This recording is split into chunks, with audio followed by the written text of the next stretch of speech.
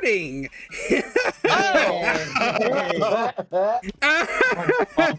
Wow, that was almost disastrous.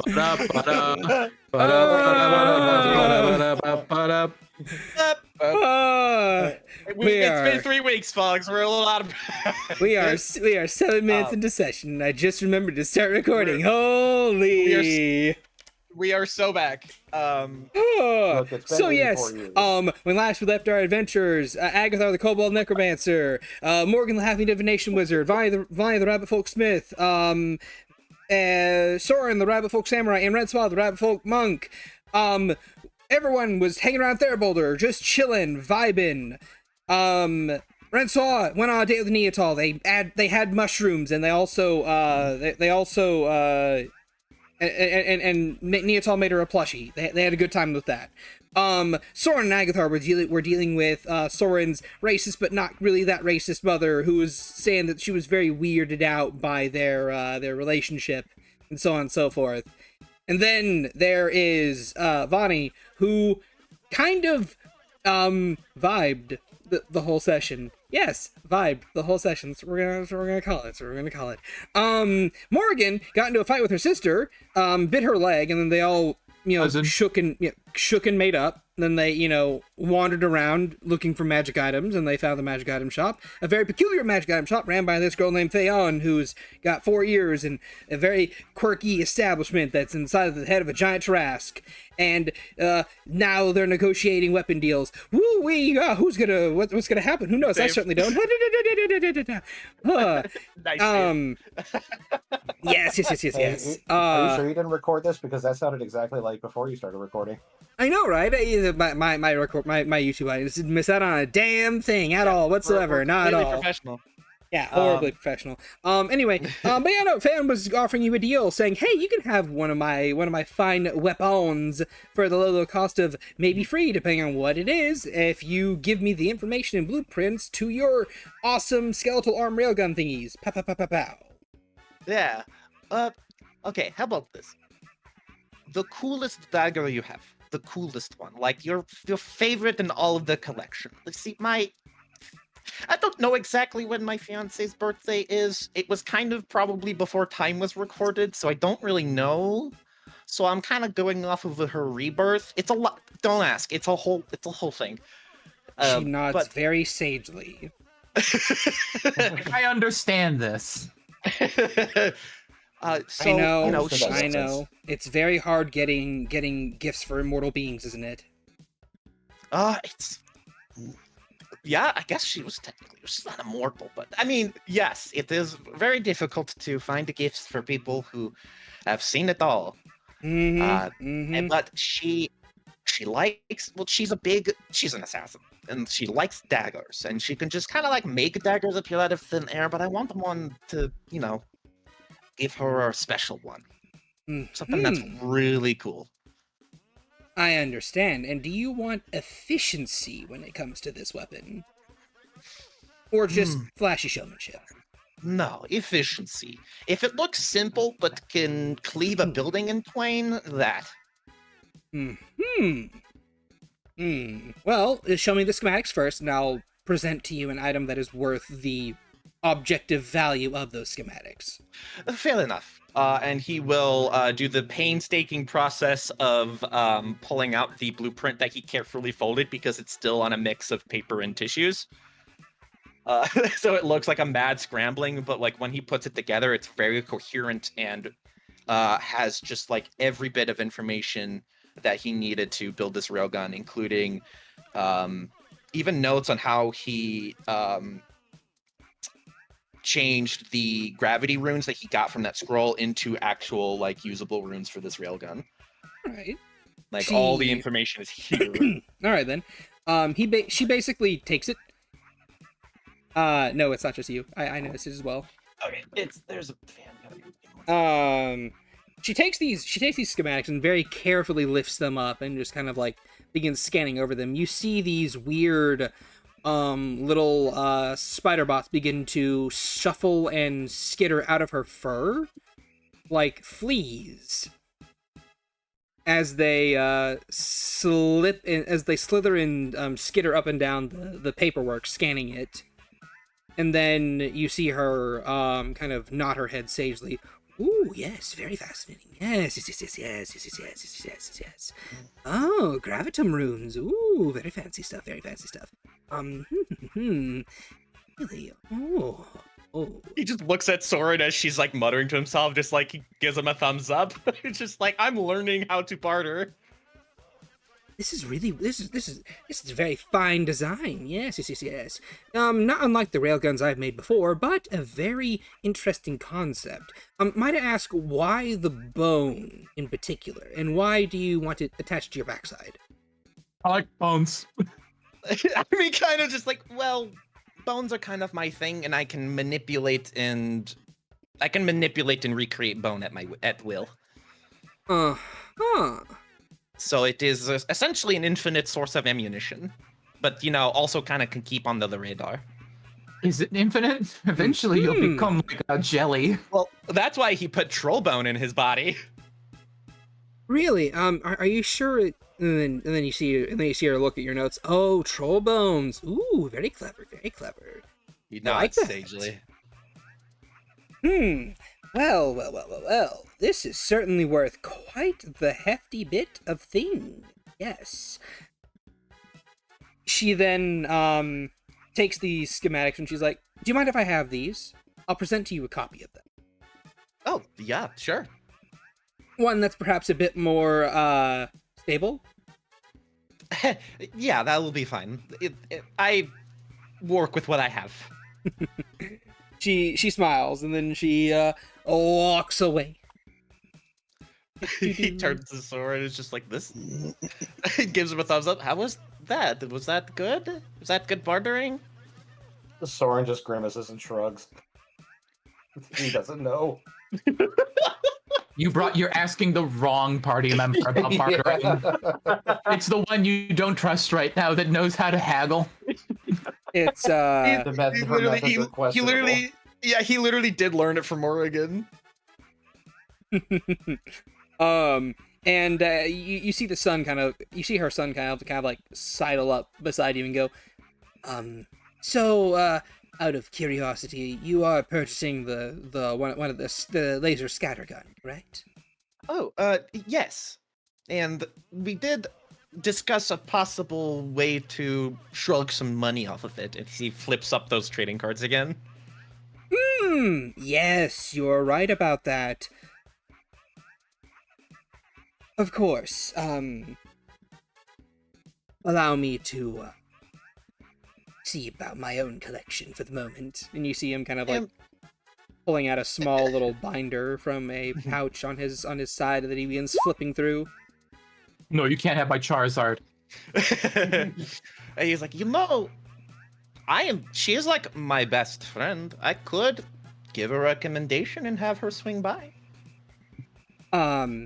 Your friend, this Gustav, correct? Gustav, Big Daddy Lawrence, all the firearms users. You know what? If you were to give them a recommendation to come here and perhaps even invest in the gold membership, winks at you, then I could perhaps waive 2,000 gold pieces off of Scattergun. I think that is perfectly reasonable. And you don't need to give up your cards, because I understand wanting to collect them all. I do want to collect them all. They are very cool. I gotta have to get her name. We're gonna I have her name, the assassin one. Yes. Fuck, what's her name? I remember her name. Do you remember her name? I know you remember her name. I'm trying to remember her name. Are these trading cards just adventurers, or is it like anyone with like a name, like an infamous title? Yes. Her name's Kaya. Kaya. Yeah, I've met all the. I met 4 of them. Kaya, Big Daddy Lawrence, Gustav. Cypher. Magic Bullet. Cypher. Magic Bullet is his nickname, right? Dixon. Believe it's Dixon. Magic Gun Cipher. Magic gun. Okay, I'm trying to look at the Team Moon info, Magic but gun. like when you zoom in, it's just okay. And the magic gun cipher, you know, that's pretty cool. And he looks to the left, looks to the right. I kind of did embarrass Kaya. Ooh. It was pretty cool. He motions to Soren, just like, you'll back me up. You'll back up the source on this. She tried to grab me, and I shifted out of her. Nice full of shite. Well, would you like? Well, well. That's quite the interesting tale. But do you want to know something else? I have perhaps the rarest card of this particular area. Ooh. And you see him flip through his binder, and then he shows off to you 2 cards. One is for Abigail the Invulnerable. The other is for a person that you would know as the Mocking. Ooh. Ooh. The Mockingbirds is a prismatic card. Wow, a shit. prismatic mockingbird. You got the first edition. He does have the first edition. It's even shit. signed. He kind of glances at the book. Oh, does the Raincatcher have a? If you're referring to the owner of the Raincatcher, yes, Miss Cassandra Calico Conrad does indeed have a card, and he'll flip a couple pages and you'll see one for a woman in a wooden suit of power armor. Like think 40k Ultramarine armor, but it's wooden. All right, awesome. Horrible. I was thinking more Fallout. I mean, yeah, Fallout armor too. Like, you know, one of those two yeah. things.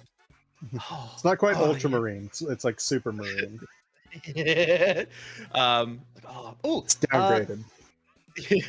Thief of Rains. He nods and he flips through, and you see a card that, as he kind of like shifts and moves his binder around, you see the Thief of Rains appear and disappear. And whenever they like, basically whenever they're gone, there's like a rain cloud, and it's like raining, like, and then slowly he shifts it over. It's sunny and daylight with a cloaked and hooded figure with a with blue fur peeking out from within and green eyes peering out, and a bottle with a cloud in the middle of it. Oh man, I should have asked her if she had a card. I didn't realize she had a card. Mm-hmm. I mean, she did catch rain for me, and he'll pull out his thunderstorm in a bottle. Whoa, she did that for you too. 2? He nods. Yes. You got one from her? How else would I get the card if not from her directly? Wait a minute. He like slams his bag down and just like almost dolphin dives into the bag to see if she slipped her card into his bag. Make me an investigation check. Investigation. I'm good at this. 30. You do find a card of hers right there in the bag. Yeah, he fully disappears into the bag, and then his head pops out with the card. I do have a card. Oh, she's so sneaky. Mm-hmm. Very sneaky indeed. At this point, Theon returns. Okay, well, I have your schematics right here. And she presents to you a small crystal.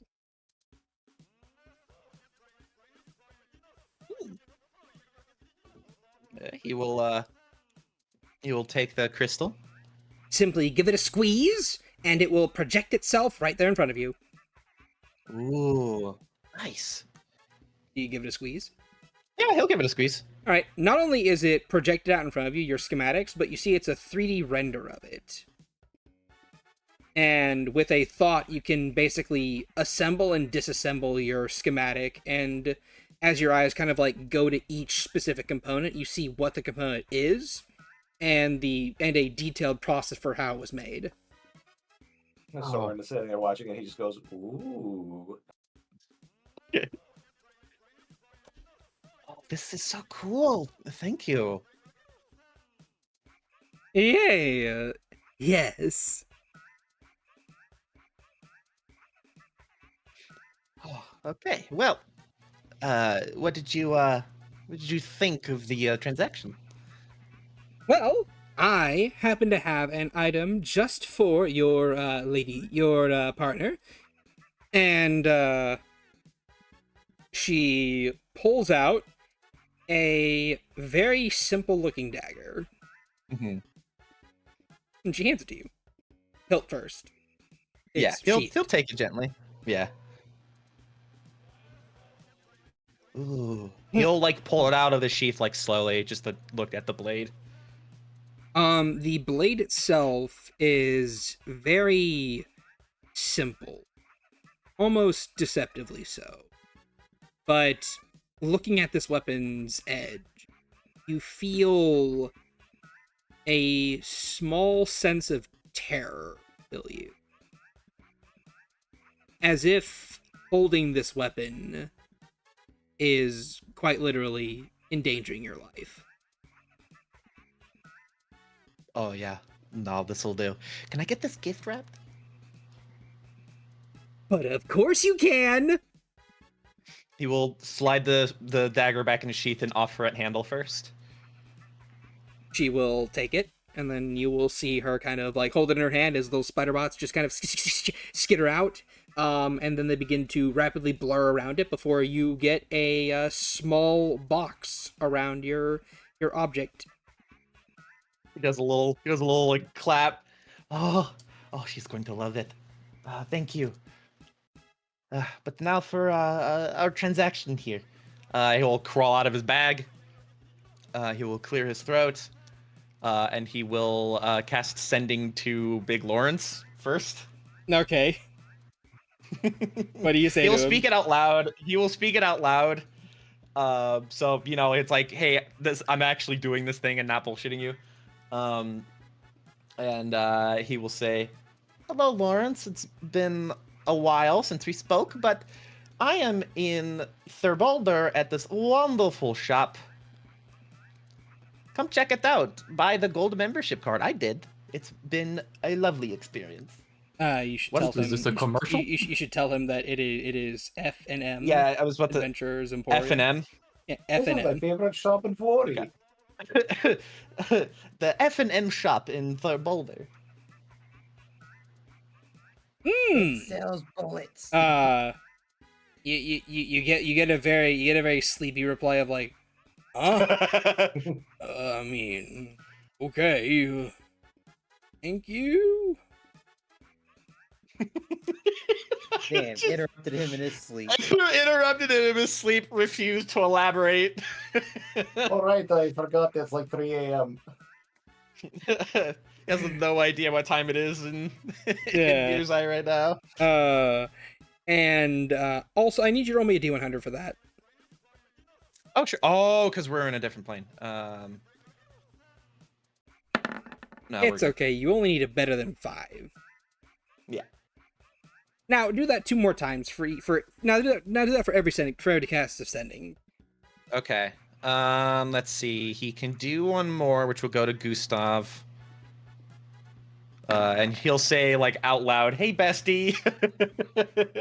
Okay. He'll have to use his Pearl of Power. This is very not ideal, but we're going to be doing that. Then this one will go to Cypher because he's got magic weapon. He's got, magic guns and shit. And this is a All right. cavalcade of magic firearms. Okay. Okay, I got 3. I saw that 3 and I got nervous. All right. So yeah, you successfully send to each and every one of them. And Gustav does not give you the whole does not say, "Wait a minute, there's another voice in my head." I rolled high on her intelligence. She knows the setting spell. Hooray! But Well, yeah, the next question is, does she know it's Agathar? Because has he spoken with that accent to either of them? Oh, no, he hasn't. uh-oh. He did say bestie. You apologize for didn't that, say Agathar. bestie. You know what? Bestie, obviously you're a friend of hers. Duh. Yep. So yeah, that's what she's going with. She's like, "Okay, friendo.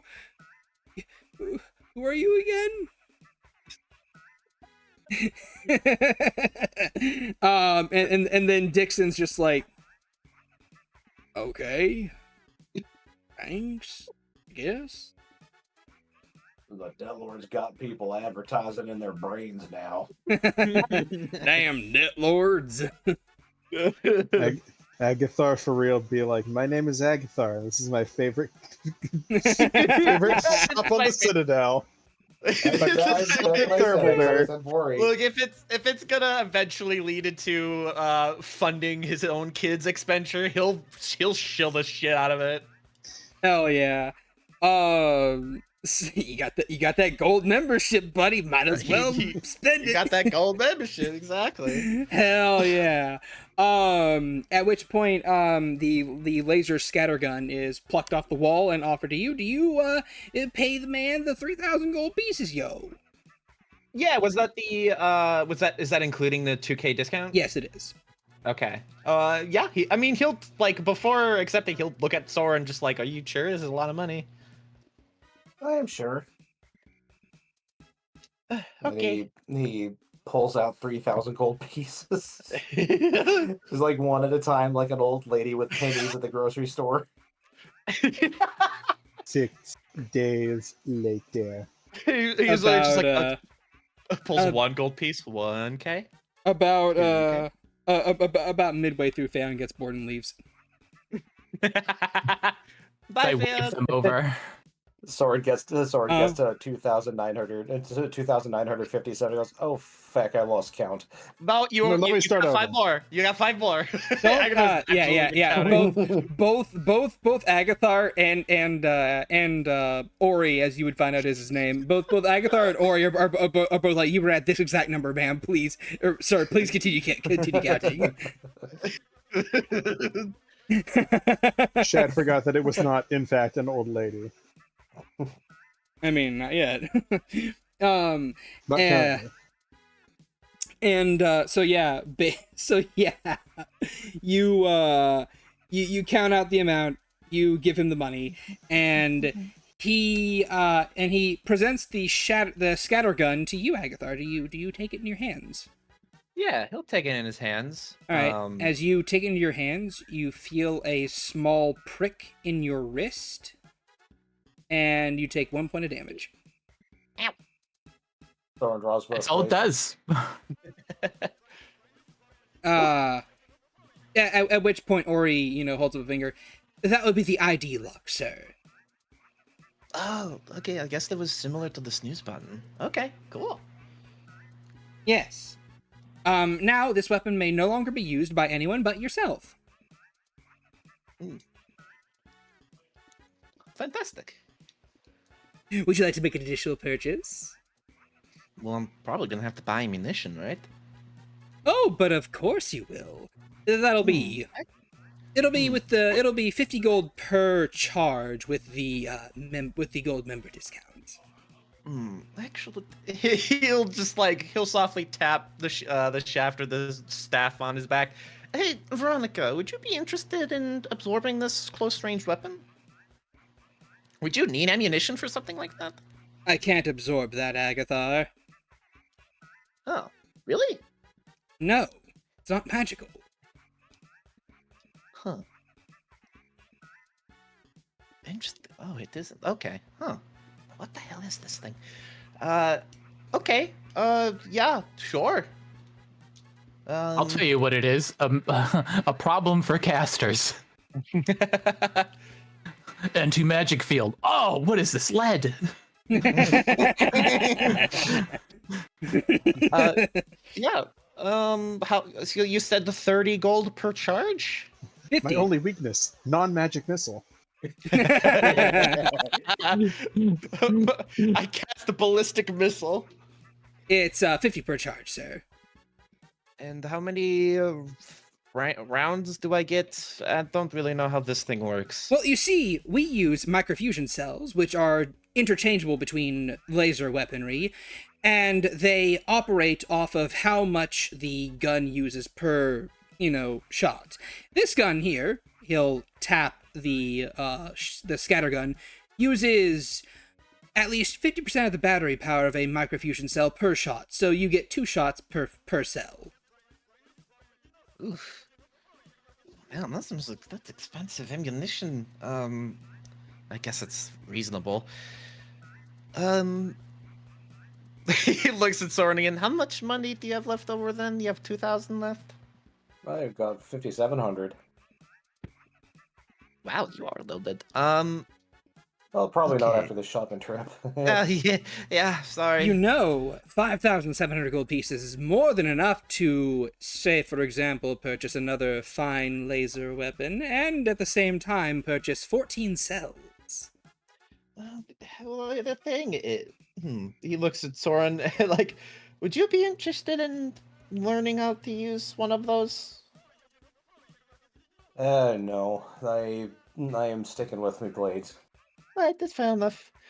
See, the problem is I already have kind of 3 ranges covered, so it's like I don't really need any more than that.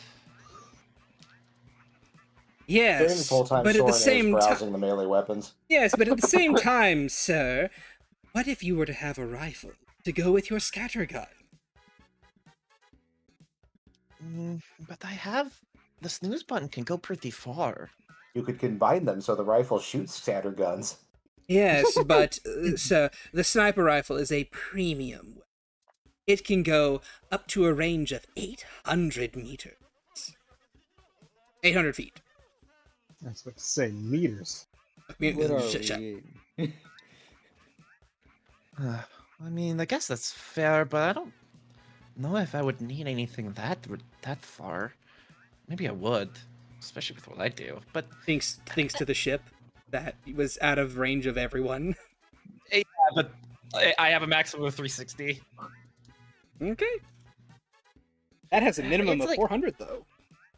That's true, but it's one of those things where 14 cells. That's 7 shots with the scattergun, and that's how many 14 per shots.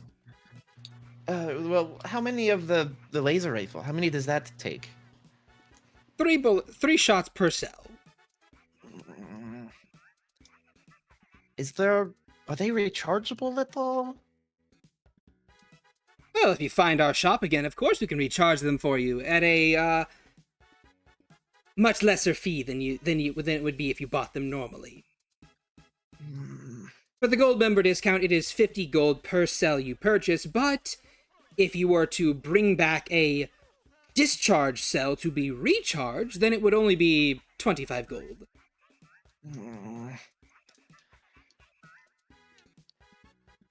These are premium weaponry. These are premium weapons that have a myriad of features and extra bits attached to them. You can understand why they are expensive and why their ammunition is also at a premium. Yeah, that I understand. It's just, it's a lot of cooks in the kitchen. It's just, I have so many of these tools, I don't know which one to use, and I would feel bad about not using all of them efficiently. I think maybe for now, I'll hold on to the shotgun and buy 28 fusion cells, and then maybe later, when I get some cash, I can get the sniper rifle. By all means, of course. You then see him snap his fingers as a few drones detach from the walls and begin to scatter about the room to bring you a small box that has yellow cylinders inside of them.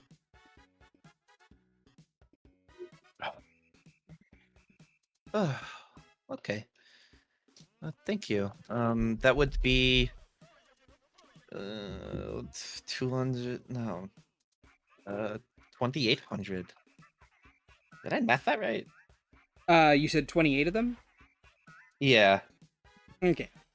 Let me that's do 400. Wait, I 28 times 1,400. 1,400. Okay. Yeah, I think that should be fine. Of course. And if you wish to reload your weapon, simply push the red button on the side, please. You push the red button. Yep. A small hiss can be heard as the top pops open, and you see a place in which the cells can be lodged inside. Ooh. Okay. You see that the cells, the yellow cylinders you have, one side of them is red and the other side is black. Mm-hmm. Yeah, he'll take one of the cylinders and inspect it, and then just look at the hole of the ammunition port. All right. Black side goes in, sir. Yeah, he'll flip it to the backside and then shove it into the rifle and then close it. All right. There is a click, a whine as the port seals back downwards, and you hear it charge up. And then you hear a beep as a small click is then heard, and that would be the safety. Engaging. Oh, good. I was actually just about to ask about that. Is it automatic, or do I need to? It is automatic well within the store, sir, but he then indicates to a small switch on the side. That is where it is normally. Oh, cool. Hi, good to know. Yes, we do not want our customers to think that if they have one of our weapons, they can use them to extort more out of us. Yeah, that would definitely defeat the purpose. Okay. I think I'm set. He will Wonderful. does it come with like a strap? Well, actually, no, I probably should put this in my bag. It's a big thing. Oh, you think it comes? Here's the funny thing about that, sir. Put it on your back.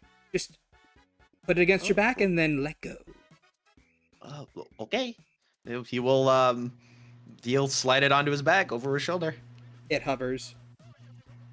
Oh, even with Veronica on my back. Oh, okay. Oh, that's cool. But of Where course, did you get this stuff? Did you make this? my mother made it. This is amazing. Yes, and such is the quality you can expect from FNM Adventurers Emporium. I definitely am coming back here. As you should. And with that, Morrigan, you had a thing you wanted to do? Yeah, like Call her over. She comes over. Morrigan's currently like pressing some fabric between her fingers as she's looking at a robe. I wanted to ask what the price on this was. On the robe? Yes. I want to say it would be roughly 125,000. We know which one I'm talking about, yeah? The robe of the Archmage guy, yes. And she's like, really? Okay. Let me see. Do you take liquid asset? Well, not do you take assets in exchange? Sure, depending on what the asset is. Let's see here. I have a robe of stars. Oh, fancy item. What's the rarity on a robe of stars? Very rare. Mm-hmm. Well, that's good for knocking around, I want to say, 50% of the price. Well, 50,000 off the price. My fault. It'd be 75k. Wait. It was 125k to start. Oh, okay. So she's looking at this. Right, okay. And what else do I have in my little bag of tricks? No, I have something interesting here. Something interesting, you'll say. I swear I thought you were gonna say like it's $1 million, and I'd be like, haha, I have one for you. Let's see. Bayon gives reasonable prices for things because she can replace them easily. The Staff of the Magi was 1 million. Oh, then yeah, the robe should have been 1 million as well. Are you saying the robe is 1 million now? Yes, for continuity. I'm sorry. Okay, that's fine. Because I had a different whole spiel ready for this. It's like, Go for okay. it. Give me your whole spiel. And she kind of like frowns a bit. Right. Okay. I have a proposition for you. You seem a renowned artificer. I am but a novice at this craft of tinkering with mechanical gear and technology. But I have something that would interesting someone of a technical mindset like yours. Mm-hmm. And what would that be? Well, before I tell you, let me ask you something. This skull, this building of yours, you got it here through some kind of magical means, yes? A magician never reveals their secrets.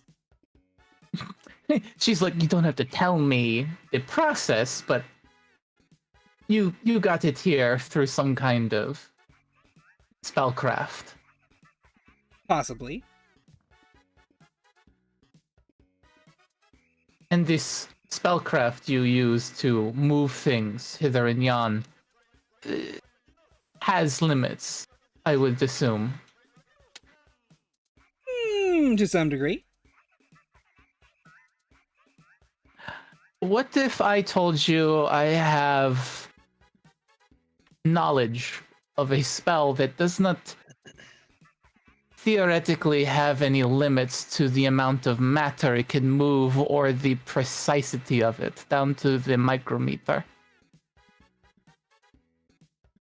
Her eyes narrow. I would say I need to see the schematics of that spell first. But She raises her hands to the sides. It's like, of course. But of course, if it is as you say it is, then it would be worth quite a bit. She kind of side eyes the robe. Yes, enough for the robe. Right. But this is a spell of my creation, my life's work. Something I am sure you understand the importance of. Oh, I understand the importance. So, taken at my word, understand that if I am to show you this spell of mine, and it does exactly as I say, we have an accord that the robe will be mine and I will give you access to my spell. She ponders and nods. Sure. From one creationist to another. She reaches out a hand for like a handshake.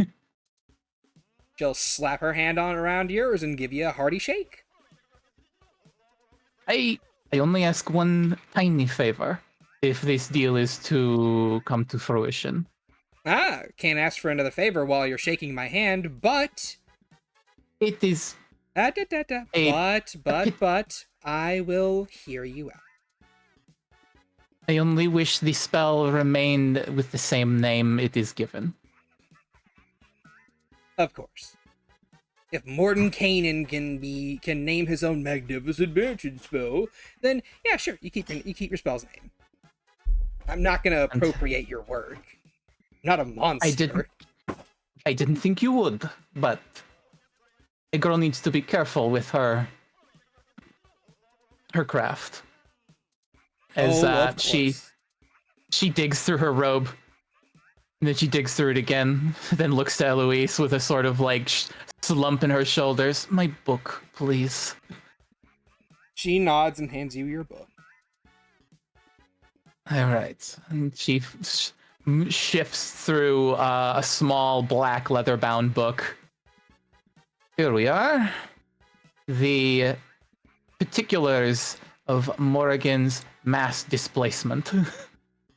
Ooh, Is she- a very fancy spell. She hands it over. All right, she will scan along the pages of your book, and then she'll give like a few cursory nods. You see her snap her fingers as her own book appears and says, I'm copying this down. She kind of reaches for the robe. I am putting this on. Well, you can't really reach the robe because of where it is, but you see a drone kind of like go over to the robe and pick it off the wall and zip back down to where you. You can't reach the road because of where it is, 4 feet off the ground. Speaking of, what color do you want that in? Oh, Let me check. What color is Morrigan's hat? Kind of purple, I'm pretty sure. Purple would be preferable. Sure, you got it. Sure, you got it. And you see her begin to scribble and scrabble in her book with her left hand while holding yours in her right hand. As the drone lifts the black robes up and puts them back where they were before zipping off out of sight, and then shortly returning with a set of purple robes of the Archmage. Morrigan has that like giddy look with a bit of drool forms at the edges of her lips as she takes it. Like, I could feel the CR of our encounters just jump up 2 levels. I know, right? Don't let it ever be said, I don't give you Party. shit. Legendary items. The rest of the party. Like, don't worry. You'll all get your legendary. Hooray. I assure you. And she glances over your book and says, You're lucky my specialty is conjuration magic. Otherwise this would take a little bit longer than you think.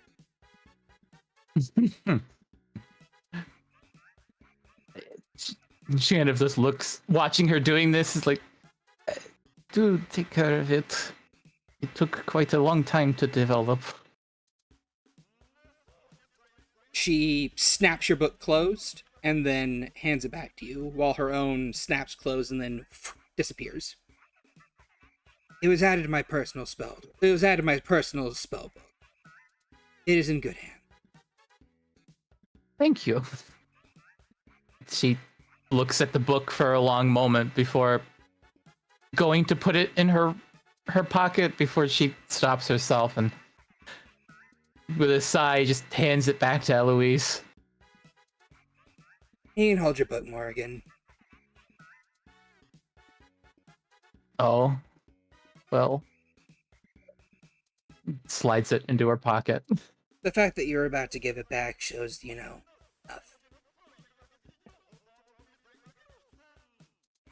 Theon gives a glance between the two of you and just kind of shrugs and goes and basically gives you the not my problem look before moving Not along. my monkeys.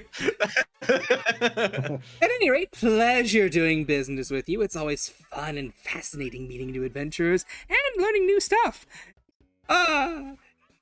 Anyway, feel free to go to the cafe for your free biscuit and coffee, since you made a purchase over X amount of money. $2 million. It had better be laced in gold. The shade ain't you line. We get a biscuit and a coffee. It's subpar Starbucks coffee. No, it's Folgers. don't you dare put that shit on me, motherfucker.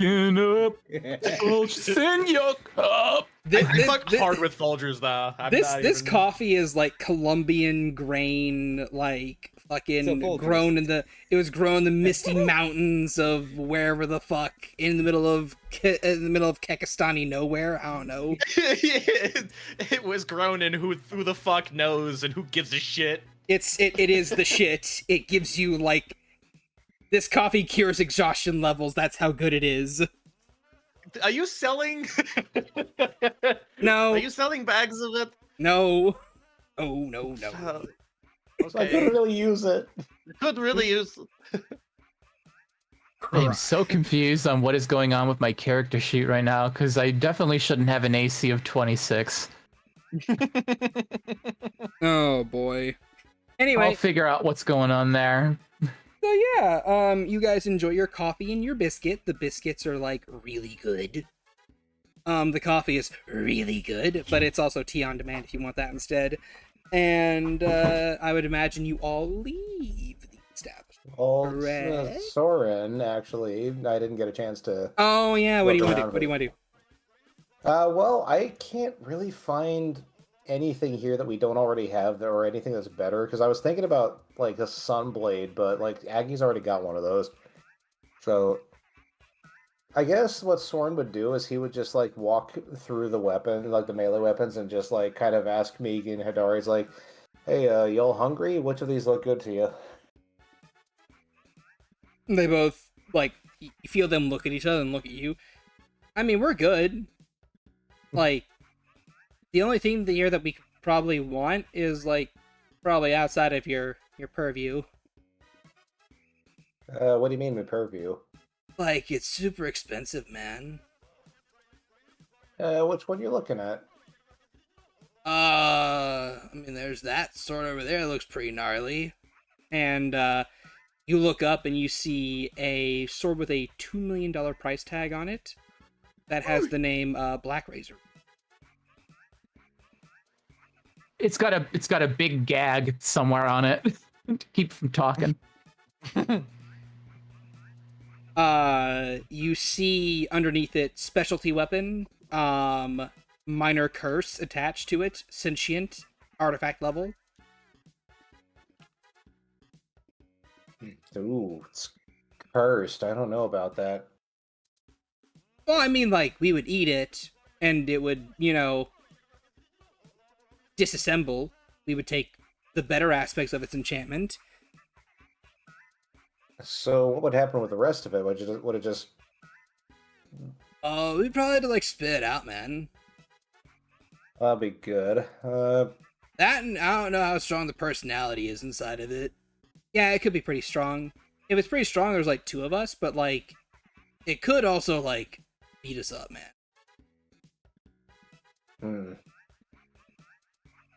You think it's worth the risk? It's 2 million gold, Soren. Well, why? But she, and he just kind of like points a thumb at Morrigan and says, she was able to trade over something that this Phaon decided was worth that. I don't think we have anything that's worth that except for us, buddy. Sell the car for the gas. Sell the car for the gas.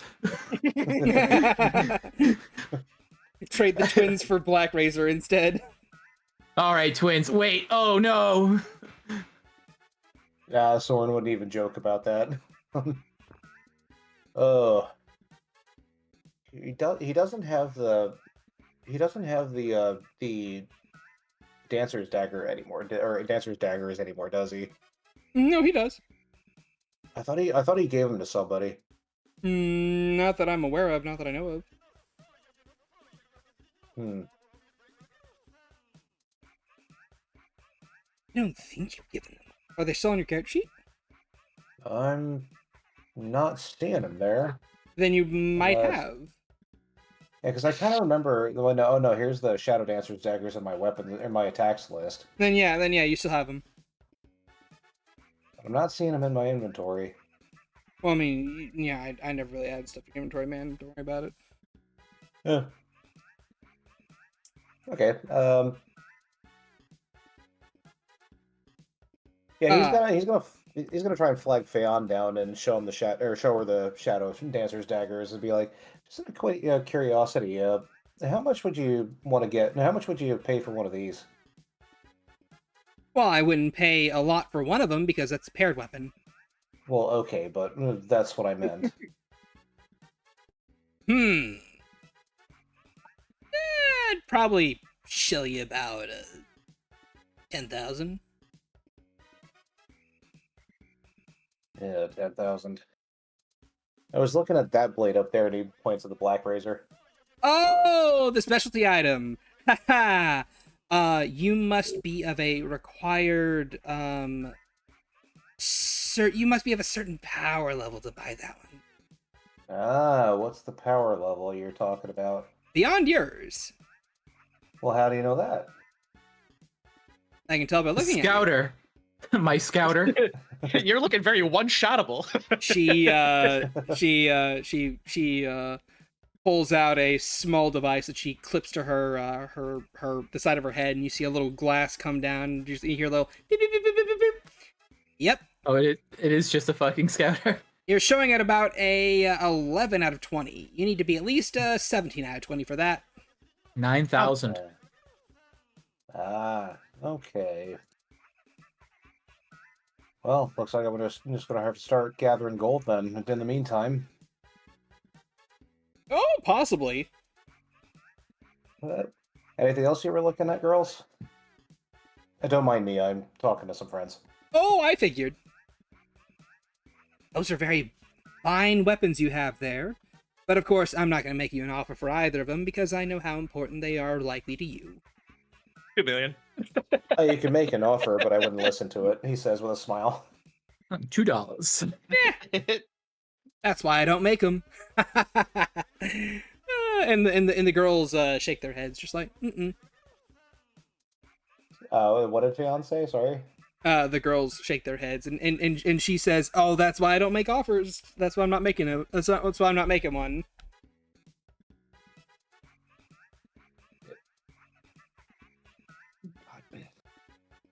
So the Yamigi and Hidari were shaking their heads at saying they don't see any other weapons that look Yes. interesting to them. Exactly. Okay. Yeah, he's going to continue just perusing the particularly the sword weapons just to see if anything looks cool to him. He probably can't afford anything right now. Nah, not really, man. Sadly. But hey, it happens. You know, sometimes you go into a store, sometimes you come out with nothing. But still, it's a fun experience at the very least. Get to see all the people coming in and going out and coming in and going out. Sometimes you come into the store and you leave with nothing, including the money you came in with. That's the price you pay when you're a part of the harem. Pretty much. Don't worry, Aggie will pay him back later. But not in money. Not in money. in backshots quotation marks. Backshot quotation marks. Anyway, so Aggie yeah, has his own currency, Aggie bucks. so yeah, you guys make your way out of the shop. Theon gives you a wave goodbye, and you all have a very fun and lovely time. Agathar stops and she's like, "Oh, I should probably spend 10 minutes alone." Oh, All right, to go. Yeah, let me just invisible go to the bathroom for 10 minutes and then I'll be right back. that's not how that works, sir. Says Ari at the reception desk. I just need 10 minutes of nobody seeing me. That's not gonna work here, sir. Here, What? come over here. What? Come over here. I can help you out.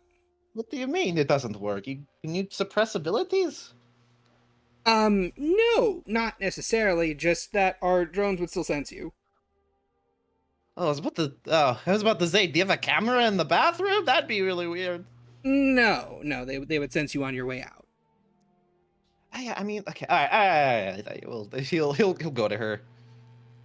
I mean, as long as it's up. Yeah. She'll reach behind the counter and she'll pull out a small vial of clear liquid that she hands to you.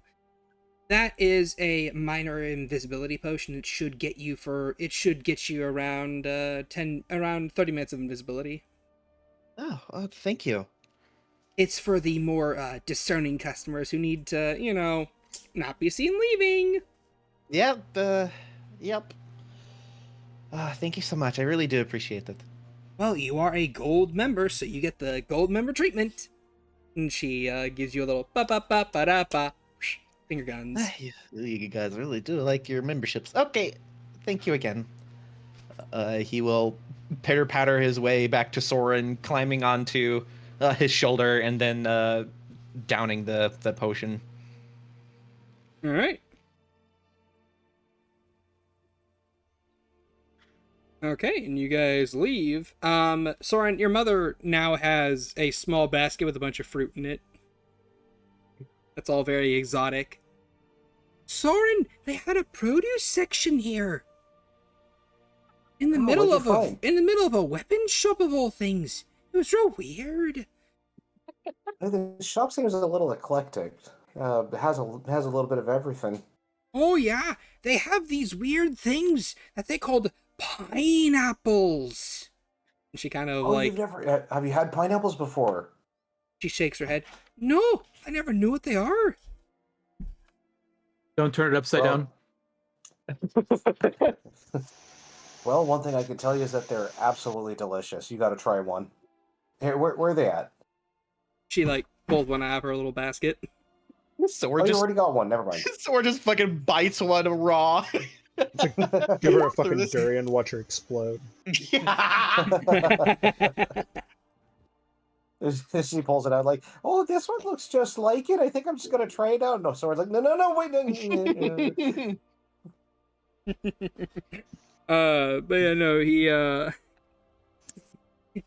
but you know, she just kind of shows off all these weird fruits to you, and they're just normal fruits. You've had these fruits before. She just hasn't had them before because she hasn't been in Vitrium, to your knowledge.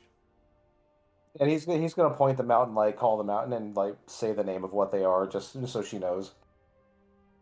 Oh, that's my boy, so learned. This one's called an avocado. I had this one. It was under a sign. They called them free shavacadoos. Free shavakadu. I remember that one. Free shavakadu. Yeah, he goes, well, that's one of the things that you pick up when you travel. No, when you travel a bit, I've done. Apparently, they have large nuts in the middle of them. In the middle of what? Just like your son. Bye. Soren is tempted, but he's not. Agathar sneezes. Oh boy. Okay, so yeah. The two of you, the three of you, just continue talking about weird fruits and stuff. Hey, Morrigan, are you following Soren and his mom back to their house? You gonna introduce yourself?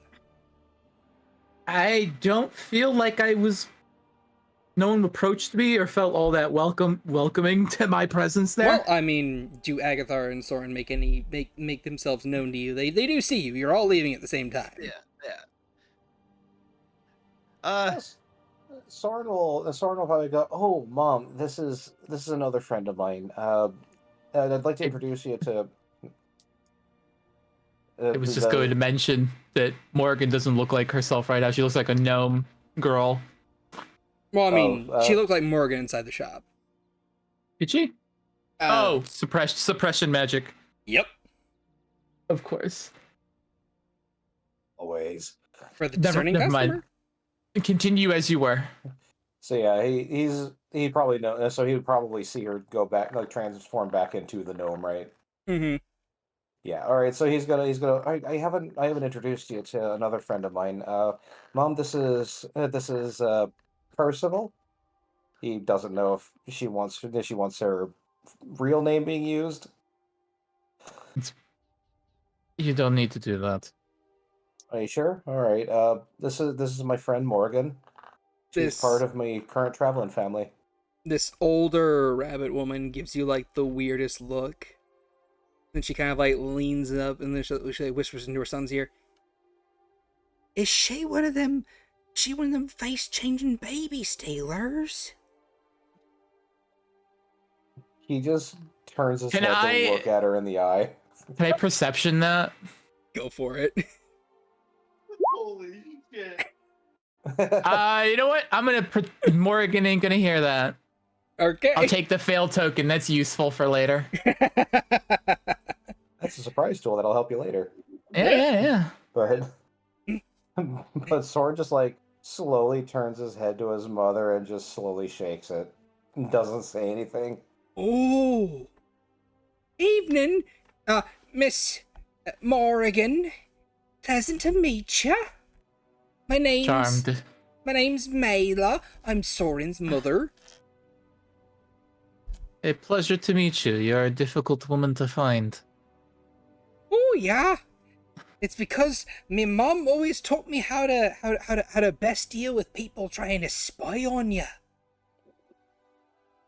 I'm just looking this woman over and I'm like, right. I am surprised you don't come off as someone with a high resistance to divination magic. Forgive me.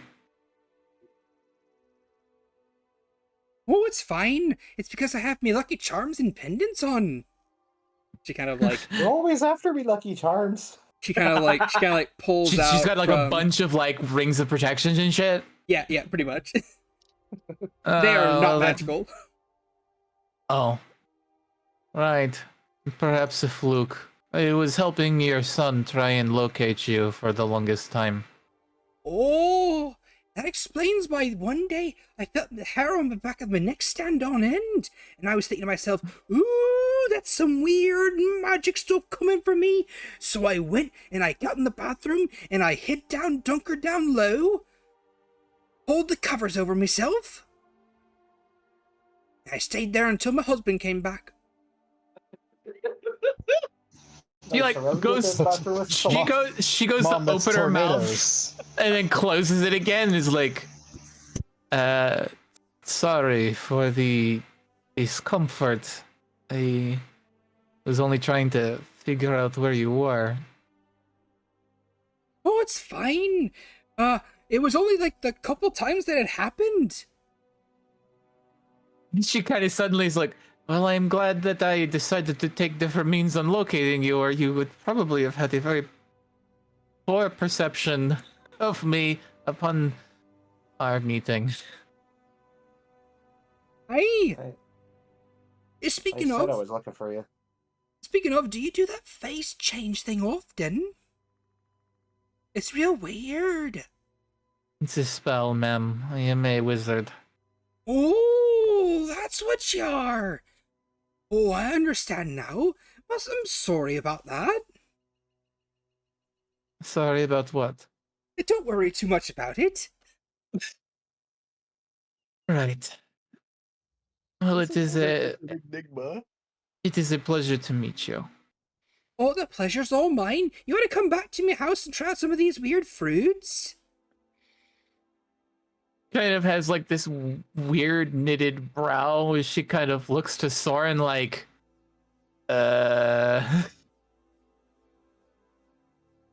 He just smiles and shrugs. Like he has no compunction against it. You can bring your friend too. She's looking a little blue. My cousin. Why are you blue over there, Mum? It's just the way I am. Oh, that's weird. Mom, please don't call it weird. You don't get out very much, do you? Oh no, not really. Not since I came to live here, at the very least. Eloise is like, I can tell. Soren's Anyway. just mouthing, "I'm sorry, Eloise." Well, you know what they say. Your perception of the outside world does fade when you spend most of your time under a rock. Oh, that's a good one, because the mountain's a big rock, isn't it? It is. I suppose I will take you up on your offer if it is not I don't see why it'd be intruding. My son called you a friend, didn't he? He did. Well, it's more she's part of my new family. Well, not like me traveling family. I ain't trying to replace her or anything. Oh, I'd hope not. You can never replace your mother. I'll tell you that much. Anyway, come on. We're gonna try these weird fruits. You ever had pineapple before, Morrigan? And that's what the conversation will entail, as she literally just presents to you all these weird fruits she found, and you can either confirm or deny if you've had them before. I don't know how plentiful are exotic fruits in Vitrium. Very. Yes, It's no, Vitrium. I have had all of these. The Vitrium country seems to pride itself on the exotic. Yes, yes. And as you guys make your way back to Mayla's home to have some weird fruits, Vani, there is a knock on the door to your workshop. It's open. The door slowly creaks open. Hey, Vani! What? Amalia skitters into the room. Rencois and Neotol haven't made me food yet, but also you're here. Could you make me some food, please?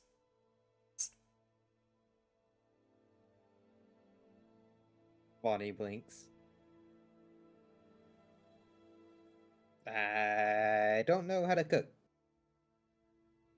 Well, that's okay. You don't need to cook well, just something.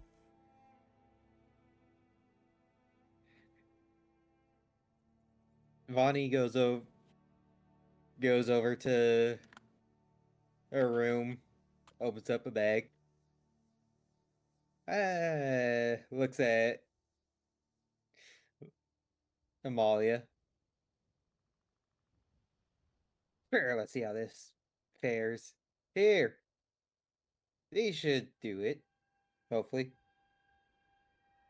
And gives her 3 beans. Are these coffee beans? No. Oh, what kind of beans are they? No. What are you doing? Are you're giving her magic beans? They are berries. What kind? The good ones. Oh, okay. All right. You see her pop all 3 of them in her mouth, and she just kind of like swallows them immediately. They begin to boil away inside of her belly, and then she's like, "Oh, that's a lot of stuff there." And then you see her kind of like pulse and begin to convulse before she spits out a large glob of green ichor that you see wiggle and then shift as 2 little eyes just roll into view.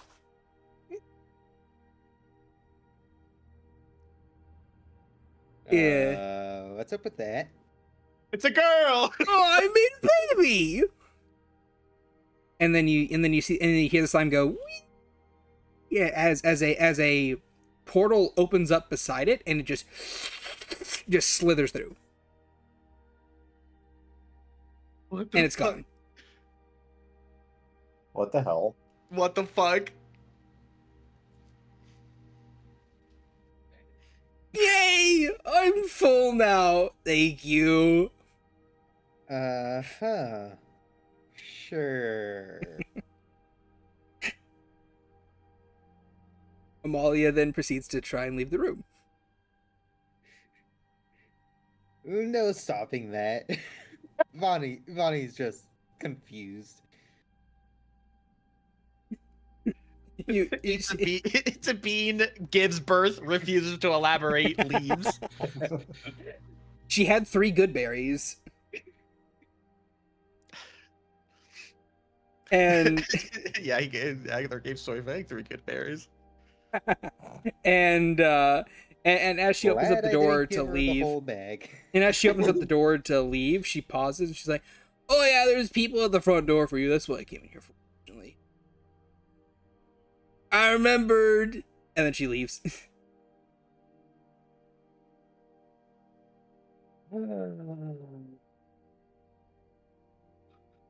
Deal with that later. I'll deal with that later. You'll deal with what later? You'll deal with what later? As Vani heads towards the door, is Rencois or Neotol in the pathway? No, they're in the room. Alright. Looking back at the door, at the room that they're in. I'll deal with it later. I'll deal with it later. What are you gonna deal with later, buddy? Come on.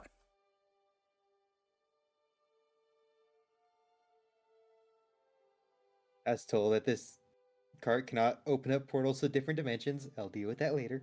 I'll deal with that later.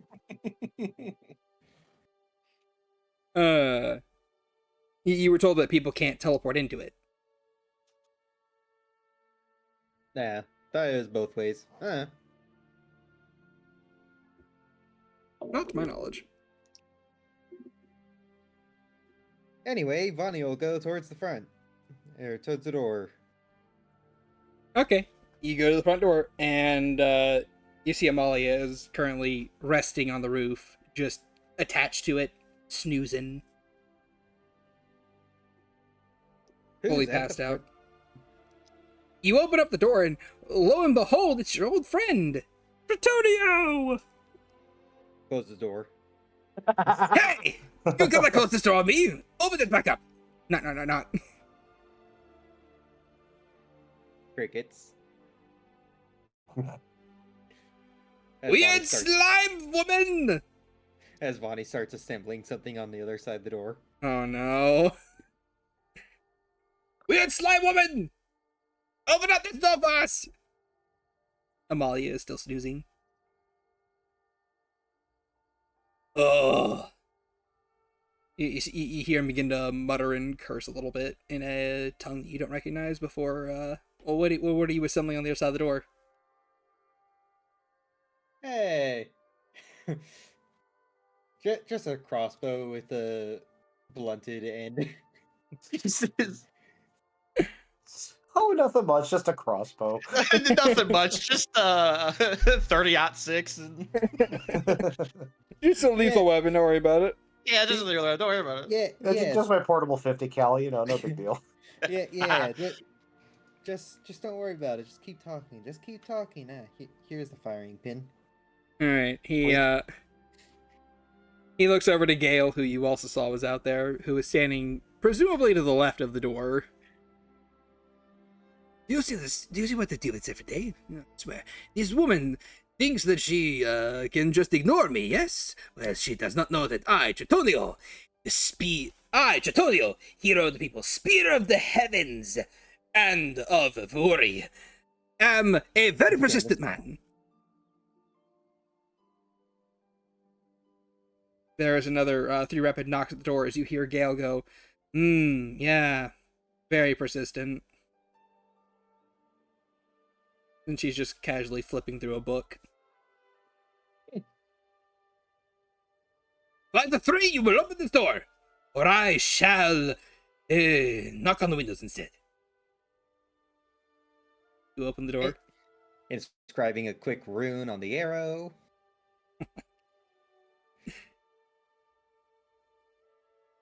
You open up the door, right? I'm just assuming you've already settled in whatever it is you were gonna settle in. Yep. Open up the door. All right. What does he see? A simple hand crossbow, except the arrowhead is glowing with a rune. Okay. Roll to hit.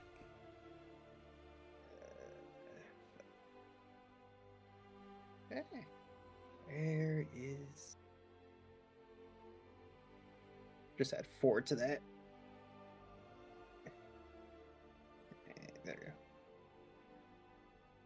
Add 4 to that? Yeah. Okay. Well, the arrow hits him. Dead center. What happens? Telekinesis. Pushing him back. No, okay.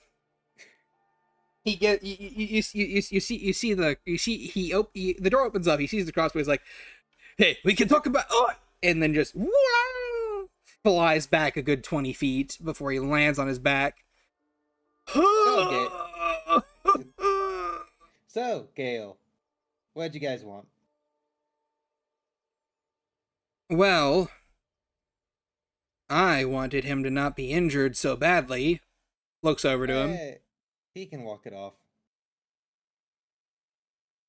Yeah, except I think you may have hurt his tail. You see Tritonio is still kind of like rolling over to catch his breath, just like, No loss there. There is a loss for me because I don't have anything I can pull on. Anyway, we were here to tell you that we are on the road. And that we're heading out today. Pretty sure we'll catch up. I don't know where everyone else is at.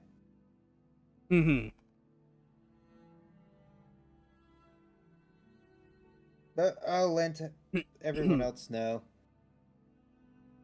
whenever they get back from their viewing of the city. Okay. Also, don't hit him like that again. No promises. No, you are making a promise.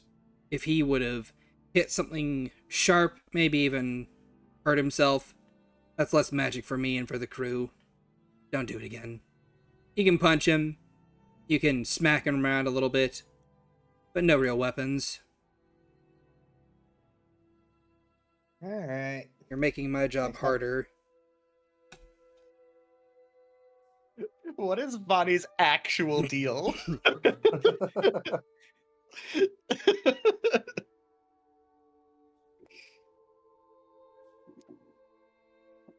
Alright.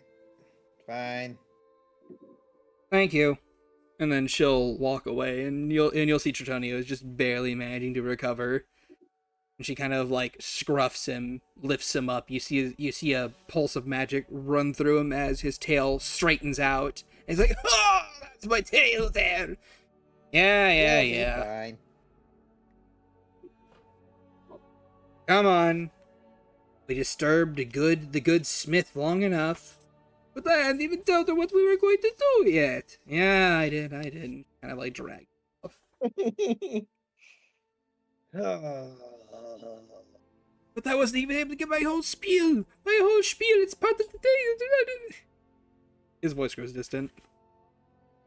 At least Gale can get to the... King doesn't go off on tangents. And I'd imagine you shut the door. Yep. Alright, make a perception check. Passive doesn't do anything, huh? I mean, what's your passive? 20. Oh, okay, then yeah. You would see a hooded figure leaned up against a nearby bar door with a spear rested on their shoulder, just staring.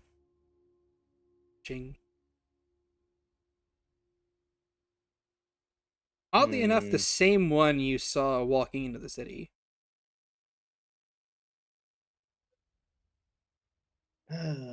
Fucking nobleman. Right. Close the door. Yep. Right. Door is closed. And then, as you kind of like go to return to your room, you hear a small thud as Amalia lands behind you. Hey, Vani? You not tell people about the baby I made? The hell of a sentence. Slow turn. And it's yours. Sorry, no. I mean, you did give me the Sorry, bean. sorry. The baby we made. Slow turn. Slowly pulls out another crossbow bolt. Oh, is that food? Why? Oh, because my master told me to let her know whenever one happens, and that if there's anyone nearby when it happens, that I have to eat them. But also, I'm not supposed to eat you guys, so I didn't eat you guys. And so I told her, and she told me to tell you not to tell anyone. He smiles. People here are just too crazy for me. Why do I always find the crazy ones? Oh, I'm not crazy. I was crazy once. They I'm locked just me in a hungry. room. I'm not crazy. I'm hungry. Oh, I'm crazy hungry. I was just about to say that. God damn it. she actually says that. Yeah, there you go. I'm crazy hungry. That'll be $10, Shad. No. Please. Okay, fine. Yes. I'll for pay gold. you the money later. Yeah. Yeah. Okay. Thank you. Awesome. Should ask for gold, man. Should ask for money. Fuck. Shit. What am I gonna do with real, actual cash? This is bullshit. Fuck. Hey, so Shad, since I said I thought of that joke and I was about to say it, do I also get some gold? Yeah, sure. 1 gold piece. Yeah, that's one more than I had. Anyway, so yeah. So, what do you say to this woman? If it ever comes up, I can't promise anything. I don't know what the hell the enchantments are on this cart. Okay, I don't think Pretty it'll sure come up. someone It missed it. shouldn't. Probably. I don't know. If it does, I'm not taking the blame for anything. You try to eat me, I will probably incinerate you. Well, I'm not supposed to. Exactly. And Vani leaves. Okay, bye. Love you. Had a great talk. Thanks for the baby. She just, thanks for the food. That's what she'll say. Vani, you return back to your room. Do you just go back to your room, or do you go to Rencois and Neatal first? Because they are here. You could tell them about Tritonio. Yeah, that Vani will go to their room and just slow thumb.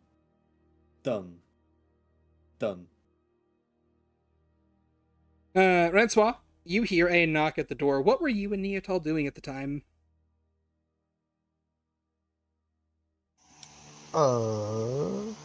Running a fan, it seems. The fan's way over there. Yeah. That's me. I'm not even close to the fan. I'm on the fucking opposite side of the room. I know, right? It's a good ass mic.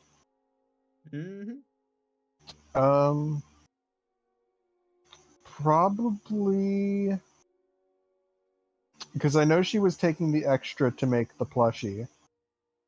So probably like, oh no, she'd already made the dress, didn't she? That's right, because it was like 17 other things.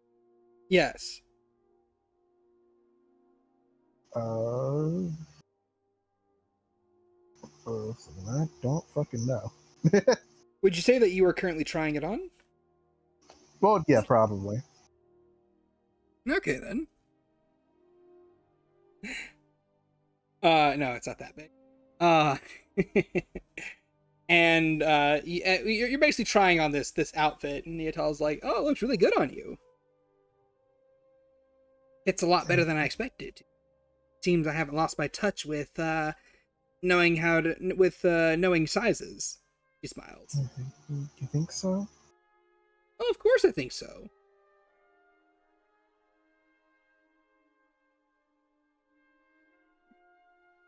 At which point you do hear the loud ka-tunk, ka-tunk, ka-tunk of Vani knocking at the door. I'm not gonna accidentally, like, twist the sleeve and a parachute pops out or something, is it? No, Jeez. it's not that bad. It has to be deliberate. Wait, what? She opens up the door. Hey, Vani. Hi. So, two things. Importance of each. Take your pick. Don't feed Amalia too much. Strange shit will happen, apparently.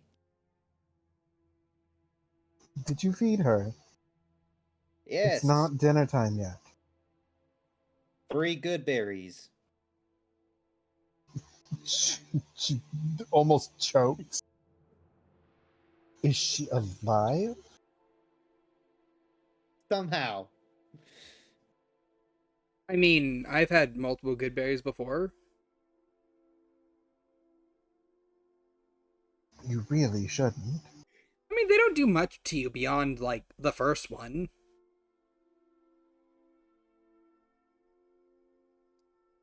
Doesn't mean it's healthy. I mean, when you don't know how to cook like I do, just pop one and be done with it. Oh my god, you're just like him.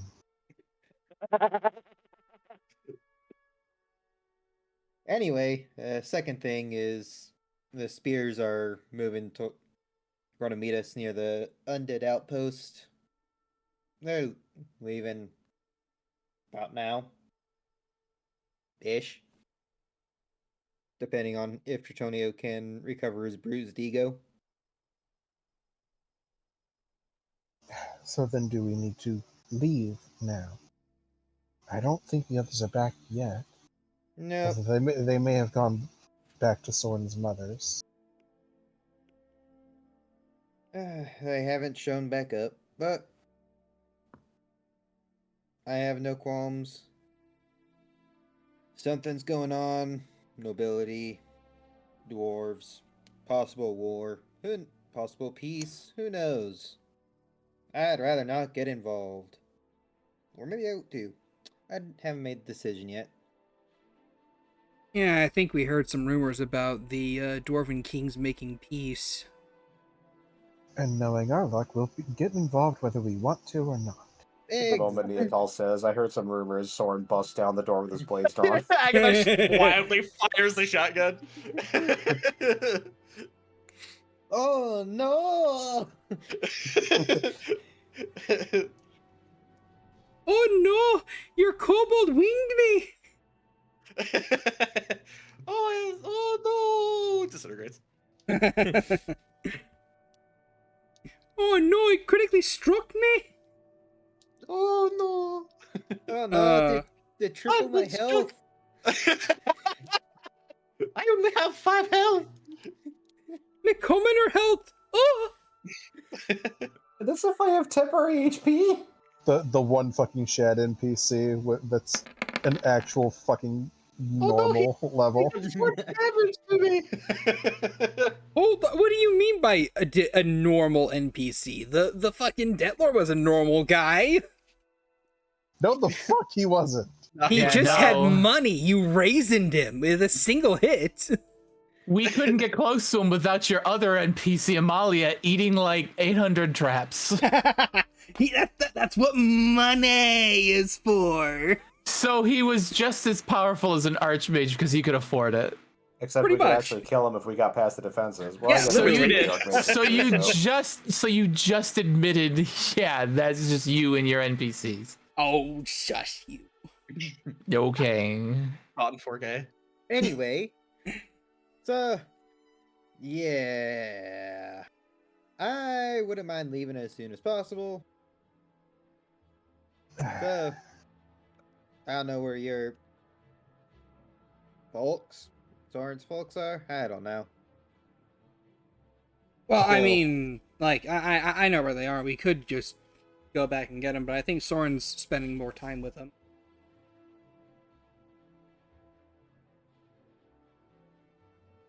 Last I heard, they were going on a shopping trip. Let's see. Vani opens up a bag from her side. Looks through a bunch of rocks. Nope. Do they have anything to protect them from sending spells? No. No, sending is impossible to block. You can harass any BBEG by simply whispering in their ear. So what do you think the transmutation Archmage has been doing to Soren at 3 a.m. in the morning? Just doing that shit from Adventure Time, just kind of like evil, evil, evil, evil, evil, evil, evil, evil, evil. Also, Neatal might remember that Soren got her a paired sending stone.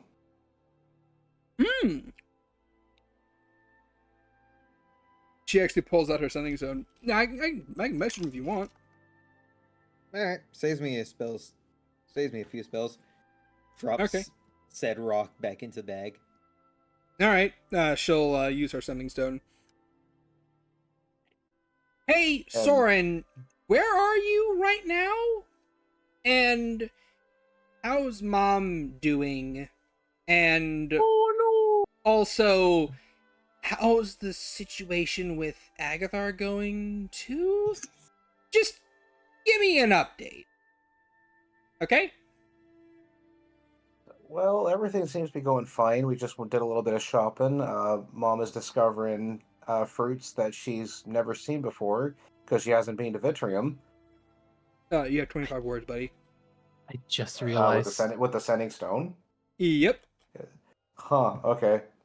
I mean, you get multiple uses of it, but it's 25 words per cat. Okay. So, I'm sorry. I was just used to the sending stone of the other game we were in that just allows you to use it like a walkie-talkie.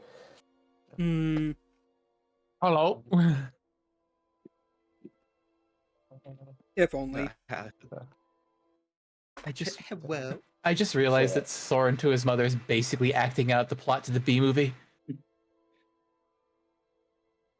Oh my god. No! Hopefully not as dumb. Agathar is like a vermin, a rodent, dating a whole ass man. Holy Soren, do you like jazz? I haven't seen the B movie, so I don't know. I don't get that. What? It's a classic. It's a classic. I love how film. Shad was so angry. He's like, no, no! It's good, though. It's a good analogy. Hold on, Soren. Are you saying that you're in love with a kobold? Yeah, that thing's right there.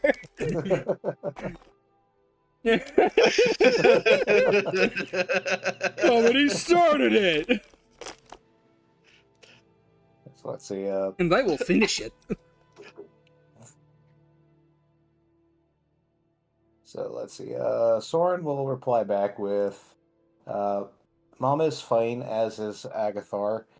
Just did some shopping. Mom's found some new fruits. We're headed back to her house right now."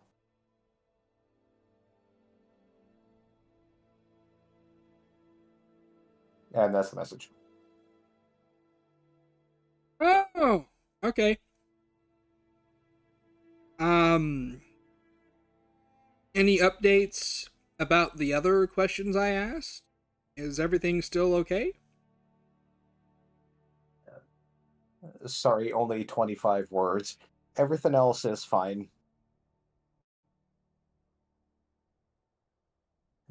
Mom has actually started to warm up to him.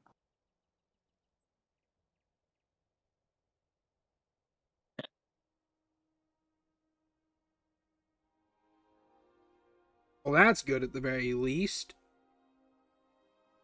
Vani wants you guys to come back, so hurry back when you can.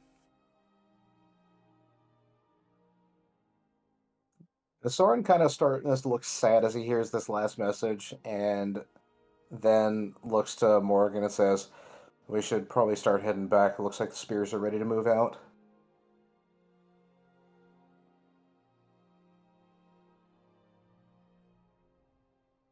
He says it to Agathar too. Yeah, he's on his shoulder. There. Yeah, he's on his shoulder. You guys are currently in the middle of trying out different fruits. Mela has a pineapple split open that she is currently working around on how to cut, and she kind of like looks over to you and she's like, "Oh, Soren, what's up with that? Is that a magic stone?" Hey, it's called Ascendant Stone. I got a paired set for myself and my sister. Oh, and you got me one too. I always Sure, want to talk to be. I always want to be able to talk to my baby boy whenever I want to. Just Morrigan immediately gets the idea of this woman sends one message and then continues to talk to the rock all day and then is sad when they doesn't get a response. I can get you a set if you want. Oh, I'll have that to would be mark 'em down, though. awesome. They're very handy. Although, you know, don't give me that one. This one is paired to one that Neatal has, and it's kind of our pair, you know. I'll find a second pair for the two of us. All right then. They're not too expensive, are they? Oh, not at all. All right then. Looks to Soren, it might be expensive for her. How much are they again, Shad? Like 500 gold. Okay. So They cost 7 gold. She will actually say, I mean, they're cheap, aren't they? You said they weren't that expensive. Are they like few silver, a gold or two? He goes, no, they're just about 5. Oh, right. No, they're about gold? 500 gold. So they might. Oh they're my! 500. So I might. I 500? might have been thinking. That's so expensive. It is. I'm sorry. I just have a. He just like leans closer into his mother, so that not a lot of other people here. Just goes. I just have a lot of money, and it's just kind of. I think it's warped me view on it. How much money do you have? In the level of the thousands. The thousands? And you're just walking around with that? I'd love to see some people try to take it. Boy, there are people that specialize in stealing. Like, I mean, like... Currently in a relationship with 2 of them. You're honestly still like he's because he doesn't want to lose the invisibility. He just has like a fucking towel over his head, so there's just an outline of a kobold head. Not how that works, but okay. Weird question. Can I see Agathar?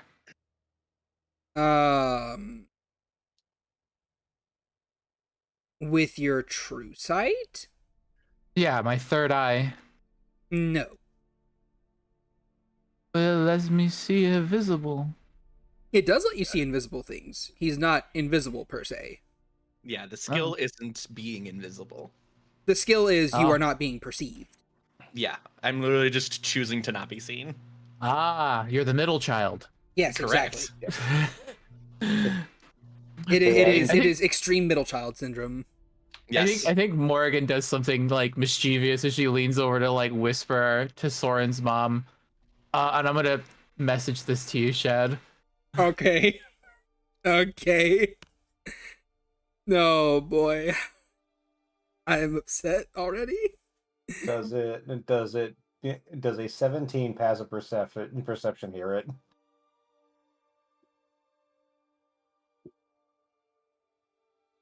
He's hanging off the ceiling. Ooh, okay. All right. Morgan, stealth, please. Stealth? Yeah. Oh, come on, man. I'm still exhausted. I know, but there's a passive Roll those perception. dice, gamer. There's a very high passive perception, man. I'm sorry. That's just 3. It's not even really a whisper. It's loud enough that he can just fucking hear me say it. But I want to tell you something. Am I just to say it now? Go for it, man. Go ahead and say it. It's like, so I just kind of lean over to whisper, but I'm too tired to like really control the volume of my voice. Is like, I hear pineapple is a fun quality with males, makes them taste better. Okay, now I'm gonna roll an intelligence check for this woman to see if she thinks that you mean eating people literally or what you're actually meaning. I don't know what reaction I want more. Oh boy. If she gives me a weird look, it'll be like, oh Jesus. Okay. She doesn't give you a weird look. She doesn't give you a weird look. She's like, wait, what? Oh, that's scandalous. But at the same time, sorry, son, I can't really share this pineapple with you anymore.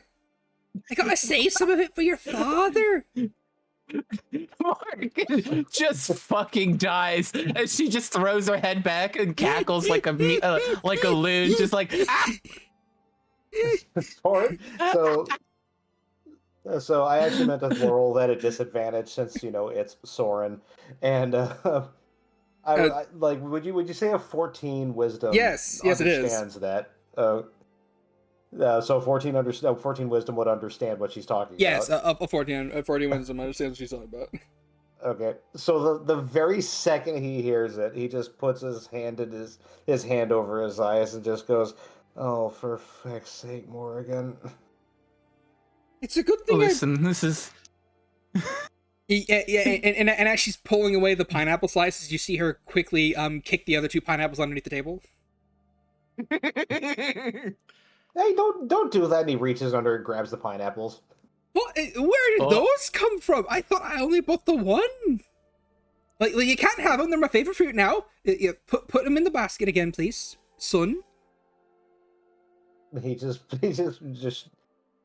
almost disgustedly puts them in the basket now. Mori just has like a shit-eating grin. This really tired, exhausted shit-eating grin. Just like, I ruined your mother. Soren's just like, oh, I'm never going to be able to look at pineapple the same. Wait, you look at this and she just looks at you and wiggles her eyebrows like, what? This is information you can benefit from. No. So I'm assuming Morrigan speaks Draconic, right? No. Morrigan speaks Druidic, Common, and Halfling. Okay. Soren only knows Common. So I mean, he can whisper. Yeah, well, he's just going to look at her and go, "I hate you for this. I really hate you for this." I don't know why you're hating on her. She's done nothing wrong. Just, helping a lady out. And then she thinks for a second. I'm gonna roll another d20 to see if she even considers. No, she doesn't. Okay, good. Thank God, woman, you don't consider. Oh, do I see that she doesn't notice this? Yeah, you do. Looks to her, looks to him. You can loathe me. But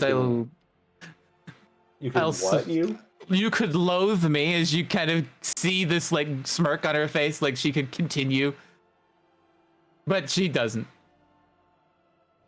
What? I thought it could spice up her very plain seeming life. My life's not plain. Did you have to do that in front of me though? I don't believe I'm going to get many opportunities. If it does, then good for her. Good for her. I don't want to know about it. It does. It's minor. You guys can see Eloise is in the background with Soren's mom handing her a small bag of tea. and whispering some stuff to her.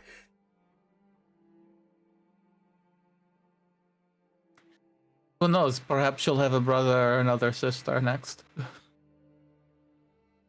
And that would be great. I would just much rather not know about the details leading up to it. Thank you.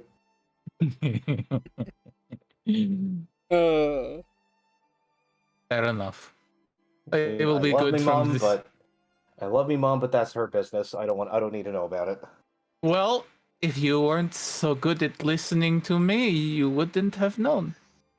Oh, like I can completely help this. He grabs both of his ears and pulls them down beside his head. This is true. I probably It's- would have been better at whispering if I wasn't so exhausted. It's a curse of us rabbit folk. Got the big ears. So it seems. Then again, I suppose kobolds do too. You're Cobalt have ears? yes. Do you not remember your mother?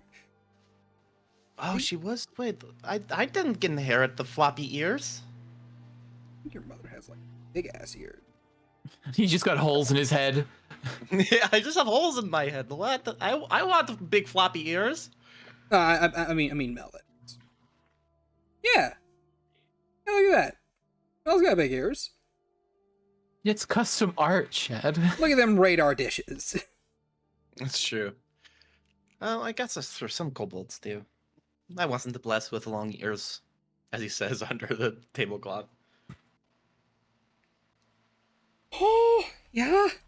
That's real weird, isn't it? Anyway, moving along. You said you have to go? We're gonna have to meet up with our other family so we can get going on our current mission. Oh. You sure you don't want to stay the night you sure you don't want to stay for another night? Maybe when I get back. Right now we kind of got to get moving. Yes, and you have plenty of pineapple to eat. Oh, you. Anyways, She hops out of her chair with a thump. At any rate, thank you both. Thank you for visiting. And she kind of like walks over to you, Soren. And son, remember, you and Neato always have a home here, waiting right for you. And she'll kind of like wrap her arms around your chest and give you a very big hug. and Soren will wrap his around hers and just squeeze her tight and say, "I know." You think you could send Neato for a hug as well? If we get an opportunity, I can send her back for one.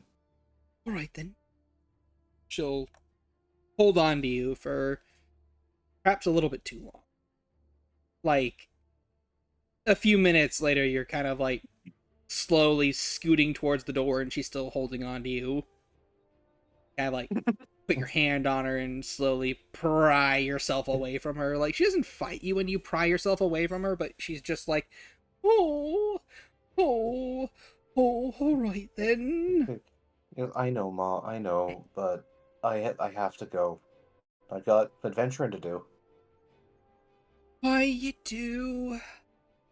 Don't go doing nothing just don't go doing nothing too dangerous now. Hey, the friend once told me, through adversity we gain strength. The more dangerous it is, the stronger I get. That's a dumb saying. I Agathar quickly looks around for Mel. He goes, well, it has its wisdom, don't you think? No, Mel appears putting yourself in a bunch of danger is stupid. You just wind up dead. You think I'd go into that danger unprepared and just completely gormless? No, I'm not saying you do or you don't. I'm just saying it's like saying, "Oh, if you jump in a volcano, you'll become more resistant to fire." I mean, if you do survive it. Oh, I'm not gonna be Or you- hearing this. You boys and you girls leave. Out me house with your weirdness. Love you, Ma. Next thing you're going to tell me is you'll put poison in your heart for resistance to that. Next thing you know, Oh, wait, you're you gonna already be, told me that. next thing you know, you're gonna be telling me you're gonna be doing backflips into a volcano just so you can last the longest in the lava. He puts his hand on his chin and goes like, Don't you consider that, or I will smack you real hard with my shoes. He grins really wide and just says, I was joking, Ma. Oh, you better be. You're giving me a heart attack like that. He reaches forward and hugs her again and goes, I know, Mom. But I'm your son. That's what I'm supposed to do, ain't it? Oh, I'm supposing. I love you, Mom.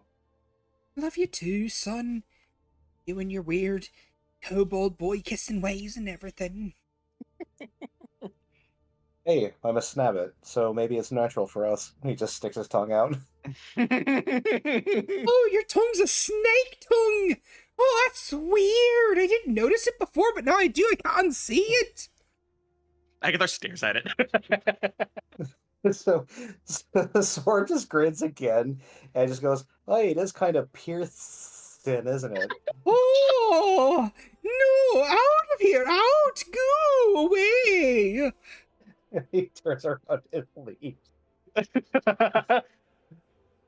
uh, Sword will leave first, but Agathar kind of just gives a little giggle, and he'll look up at her, still with the rag over his head, so she can actually like see where he is. And it's just like kind of floating rag, so it's just like, oh, rag means kobold. And he'll say, "It was a really nice pleasure to meet you, Miss Wonderwind. You better take I care wish- of me, boy. Or I'll come get you. Oh." He raises his arms, but he can't, she can't see him. I will promise on my life that I will take care of him. He is taking care of me in more ways than I could really account for. I did make you something. It's a little bit of a rush job, but I drew something for you. I'm a bit of an artist. Oh? And a little folded up little paper will just kind of appear floating. She'll take it and she'll see the chibi version of her and go, oh, that's neat. Didn't know kobolds could draw like that. Some of them can. I particularly can, but, we all have our sets of skills and, likes and dislikes, so it's Just like we do. just exactly, just like we do. She nods. And then you leave, presumably, and she takes the rag off your head. He rolls on his heels and for his feet a little bit. He rolls on it, like kind of wanting a head pat, but I don't think she's ready for that. So No. he'll pitter patter to Soren and gently climb him. No, You also like probably can't see him to head pat him. you awkwardly stand there for a little bit, and then she's like, "Oh yeah, my rag," and then she just takes the rag off your head, and that's it. Oh, okay. Well, I can't let you keep it. No, it's okay. It was, a little head pat would go a long way, but I guess we're not ready for that yet. No, it's weird. A small tear runs down his cheek. Fair. Looks over to Morgan. And you, Morrigan? Take Hmm, care of my son, all right? with my life. Thank you. And thank you for the advice with the pineapples. And you with your advice on the tea, she says to Eloise. Gives her a wink. You two scurry along, scurry along. Next time you come back to Therboulder, we'll all have a nice carrot dinner or something of the kind. She thinks for a moment. Perhaps I can do the cooking. I'm quite proficient. Well, sure. Only if I get to help, though. I don't mind. All right. And you and Eloise begin to leave as well. And outside, Soren will pick up Agathar. Well, Agathar's on his shoulder. He's gonna wheel him down and just pull him into a hug. And you can't do that. You don't know where he is. Isn't he on Soren's shoulder? Soren would feel a kobold-sized entity climb onto his back. Yeah, and then nothing. It's one of those And things. nothing. It's one of those things of you can't I perceive. can't even be felt. I mean, you can be felt. It's just whenever okay. You put your hand on someone, they feel that, Mm-hmm. and then if your hand is still on them, they stop feeling it. Huh. It fucks with their perceptions. Oh, okay. but he would feel him, like, his body jerk back a little bit, feeling extra weight suddenly appear on him, right? What extra weight? Okay, never mind. All right, then Soren's just gonna go. Thanks for humoring me, Mom Aggie. Of course. To be fair, Aggie also weighs like less than a sack of potatoes. I mean, his equipment weighs more than him, but Not to mention, Soren has a belt on that puts his strength to 25. oh, that's actually very true. That's actually very Yeah, true. 25. He's too Yeah. ripped. Yeah. He's gonna look down to Morrigan and say, "And same to you. Thanks for humoring her, and thanks for the life hack." He says with a grimace. Smirks. It works on girls too. Soren will. Anyways, But if Aggie kisses his cheek and kind of nuzzles into him, he'll feel that. He Or will. no? Okay, cool. Agathar will kiss Soren's just- cheek and then like I just nuzzle his want- face into his side. I just want you to know that this ability is very powerful, but it has limits. And the limits are, if you touch someone too many times, or if you do too many things at once that someone can feel or notice, like, it breaks. Yeah. I allowed the towel trick for this one scene, because, I felt it was fine. And Oh, also- even like any version of being perceived, it breaks. Yep. Okay. I am just letting you know. Okay, I am Like- definitely like- adding the detail to the skill where if, like, you can cling to someone and they won't feel it as long as you don't move a lot. Yeah, it's just one of those things where the ability is very powerful, but it has to have its limits. Yeah. I'm just discovering all the specifics of it. Yeah, which is fine. That's usually how homebrew abilities work. Anyway, That was my experience. yeah. So yeah, moving along, you guys begin to make your way back through Therboulder. And as you continue to make your way through, you guys can begin to see that there are large groups of dwarves talking to each other. And you can feel just kind of like the amount of discontent within the city grow. can Soren hear what they're saying? A lot of stuff about a disgrace to the ancestors, how dare they make peace, and so on and so forth. The dwarves are not very happy with the fact that both the kings made peace with each other. I don't want peace. I want problems always. Always. Always. Yeah. And you can see that there are groups of armored dwarves that look like guards beginning to make their way through the city, breaking up these crowds of people, and even pinning a couple of them to the ground and manacling them before dragging them off.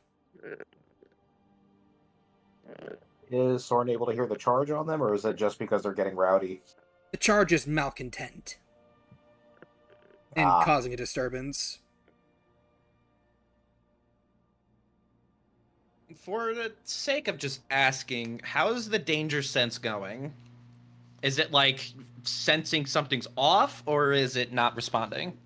It is sensing a very imagine if you would, like, there's a light vibration. Mm-hmm. It's not one of those things of like you're in inevitable danger, but like it's one of those things of there's like tension. Yeah, there is tension in the air. Like it feels as if like you already know for sure that if you were to reveal yourself, immediate danger, obviously. Yeah, immediate danger. But you can kind of like feel that like there's this tension in the air that's there even if you would not reveal yourself. Like Right. It's one of those things of like there's a lot of anger and discontent. Mm-hmm. And it's very slowly rising. It's not one of those things of like harsh rise, but like very slowly building.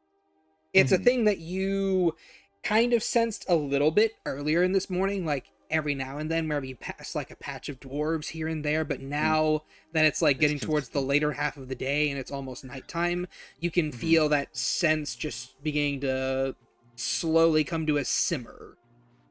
And you feel that like another day it will become a boil. and then it might just explode outwards. Huh. This is a whisper to Soren, or essentially it's just, there is a lot of tension in the air. These dwarves really don't like the peace. I am noticing. It's probably a good thing. It's probably a good thing that we're leaving now. It might boil over in a few days. I can. But But at least I know I can protect you if anything happens. they're gonna have to find me first.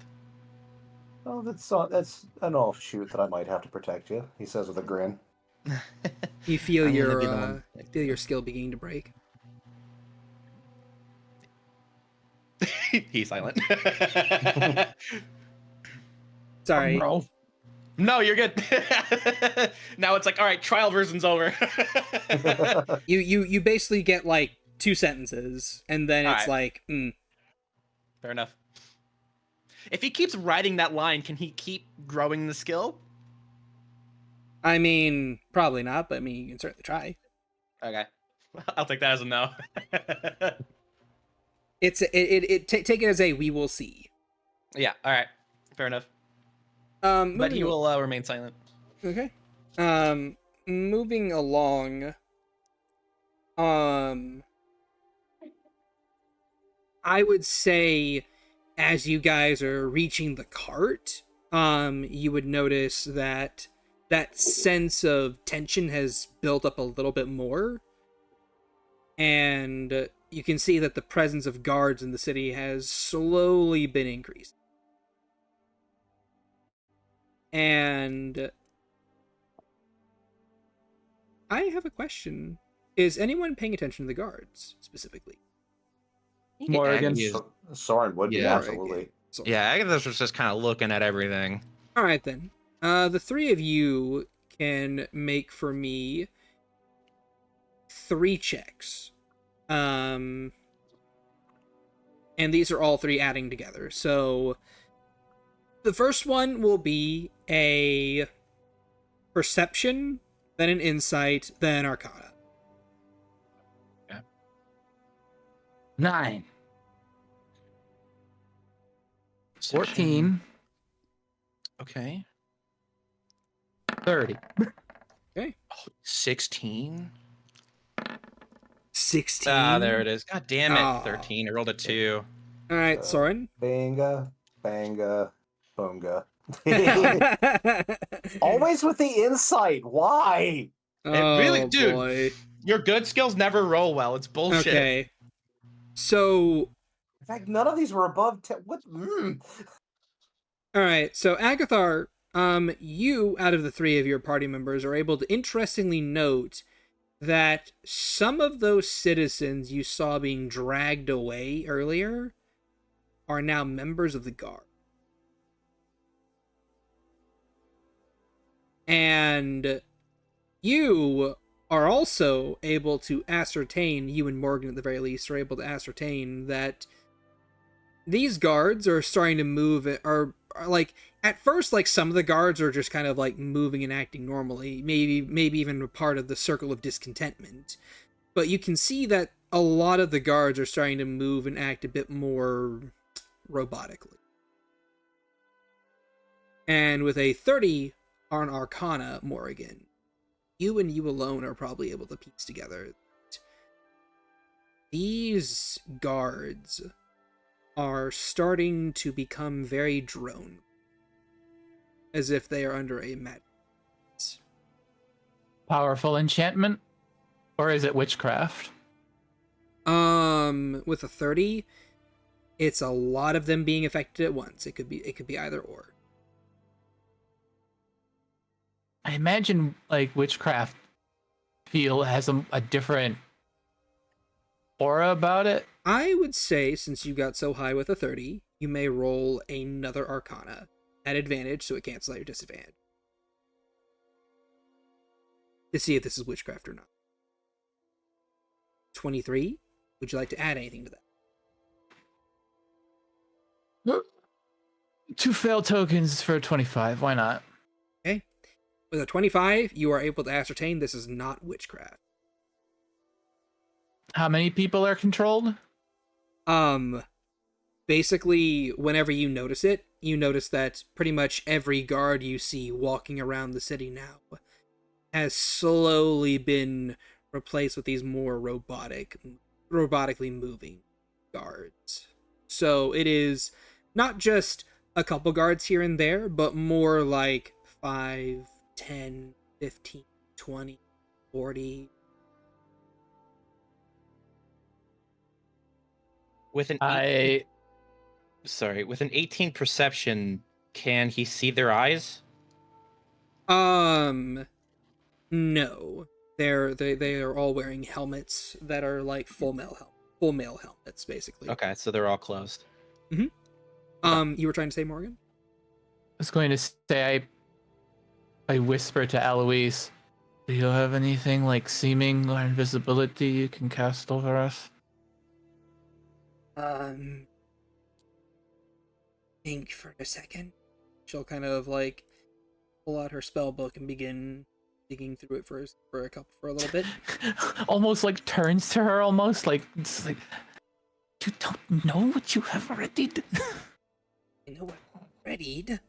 Just trying to see if I have any spell scrolls hidden in the book somewhere. No, I don't. I don't have. Alright, I might kind of like veer off into an alley as I grab Soren by like a thumb and tug him into an alley. All right. Soren, you get pulled into an alley. You don't know what for. What's up? Hey, what's up? Hurry along, we need to move and stay out of sight. Something is happening. Yeah, I noticed it. I noticed something too. The people that are being dragged away are joining as guards. Mass enchantment. What? Powerful stuff. Agathar. Oh, go for it. Sorry. I was going to say like more than a dozen people all at once, likely by the same source. You know who I'm thinking of? No. He like clings to the wall and like starts looking around, like wildly to see if he can find people in particular. We need to get back to the caravan and take stock now. We're heading back there anyway. Oh, we're taking the long way. Aggie, can you meet us back there? You betcha.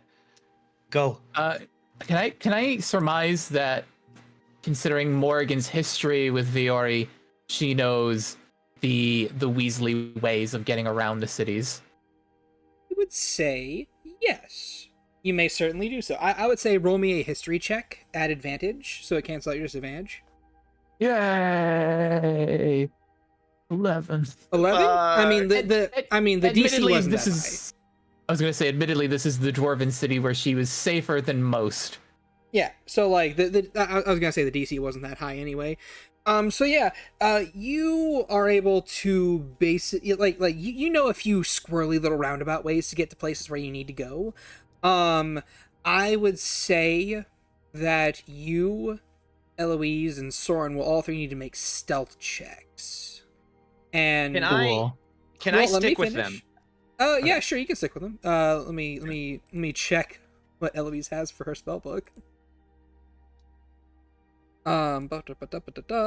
Yes, okay. In fact, Eloise will cast invisibility at 4th level to give all three of you invisibility. Hooray! Alright, that's advantage on the stealth check? You have advantage on the stealth check now. And Morrigan, you have a flat roll. And Agathar is going to flick his ring, and he is going to use Pass Without Trace. Oh, so I will say that as casting a spell, it will break your stuff. That's fine. With a plus 10, it'll be fine. Okay. That I will be fine with. Okay. I use lucky. You use lucky? Okay. I mean, it would have been a 15 at base because of Pass Without Trace. So I don't trust nothing. That's fair enough. It's fair enough. 26. God, we're rolling low on the good things. So that is yeah. That's a 30 for Eloise, a 27 for Morrigan, 28 for Soren, and a 26 for Agathar. All right. the four of you easily make your way through the streets of Therboulder and through a couple different little back alleyways and so on and so forth to get to where the cart is. Morrigan, what's your passive perception? 15. At disadvantage, wouldn't that be less, though? I'm gonna say no disadvantage for this. Okay. You hear a very familiar voice singing a very familiar.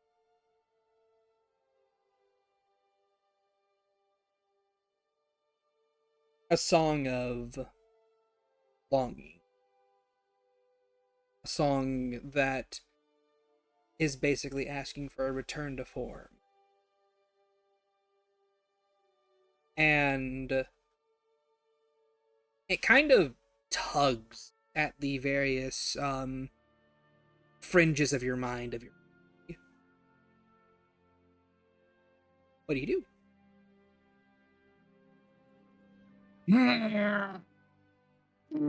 We can't see each other while we're invisible, can we? I guess Eloise could see me. Eloise can see everyone that she has invisibility cast on. Well, yeah, but we're both diviners, so we both could have that going. Yes. Yeah, Morrigan just wholesale becomes a statue for a moment. Eloise pauses. Okay.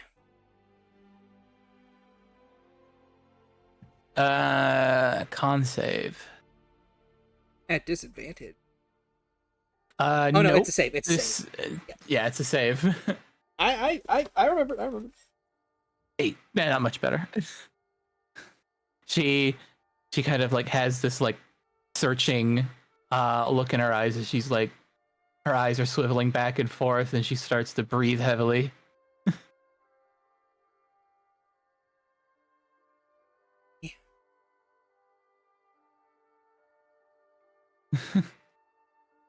She looks up and she is going to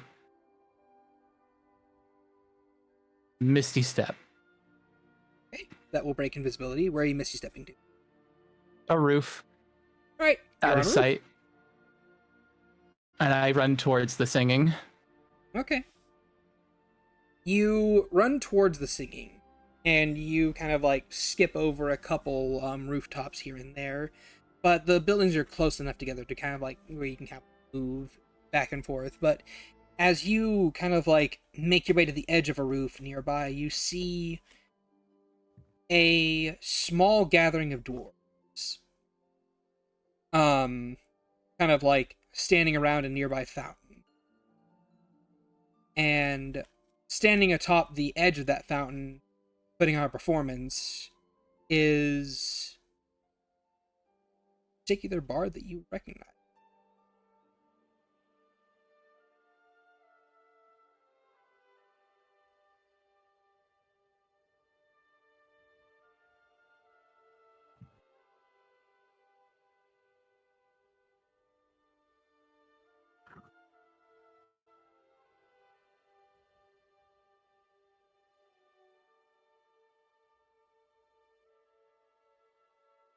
Take me a minute to find. Totally fine.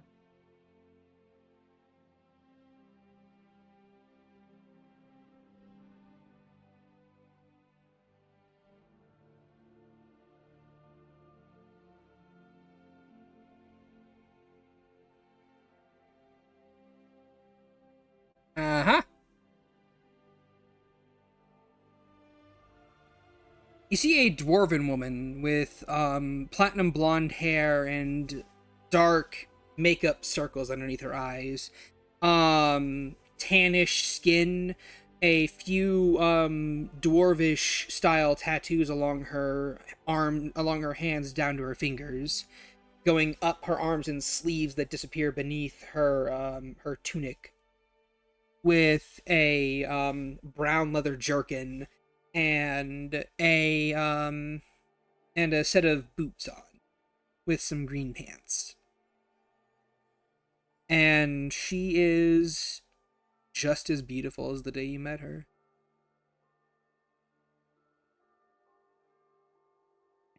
I don't know if you recall this, Shad, but she gave me away to the enemy. I don't know how Oh, you I expect know. Morrigan to.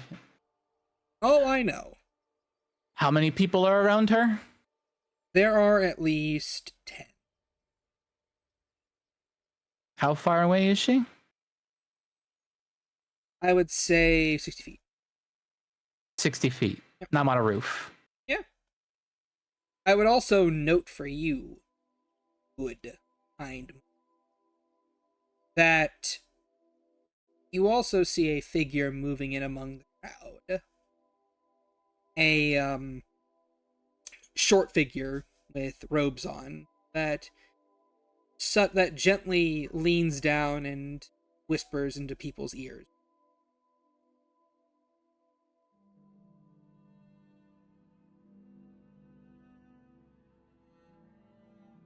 Is this giving me Bethany vibes? Well, they don't have any ears. What? They don't have rabbit ears. I don't know many people who could be super enchanty, and Lucius, or what's his face, isn't the type to hide himself. Lucas. So, Lucas. I think Lucius sounds better.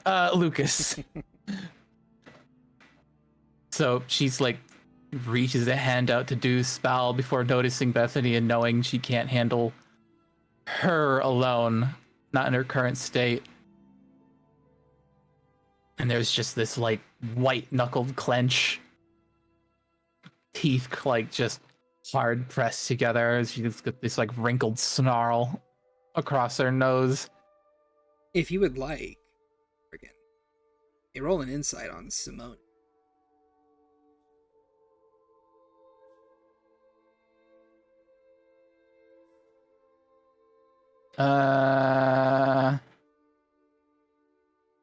It is a disadvantage. 8. 8. 8. All right. Well, you can hear in both her song and the way that she is looking at the crowd that she's melancholy. But aside from that, not really able to glean much else. You're a bit too tired. You're a bit too pissed off and angry.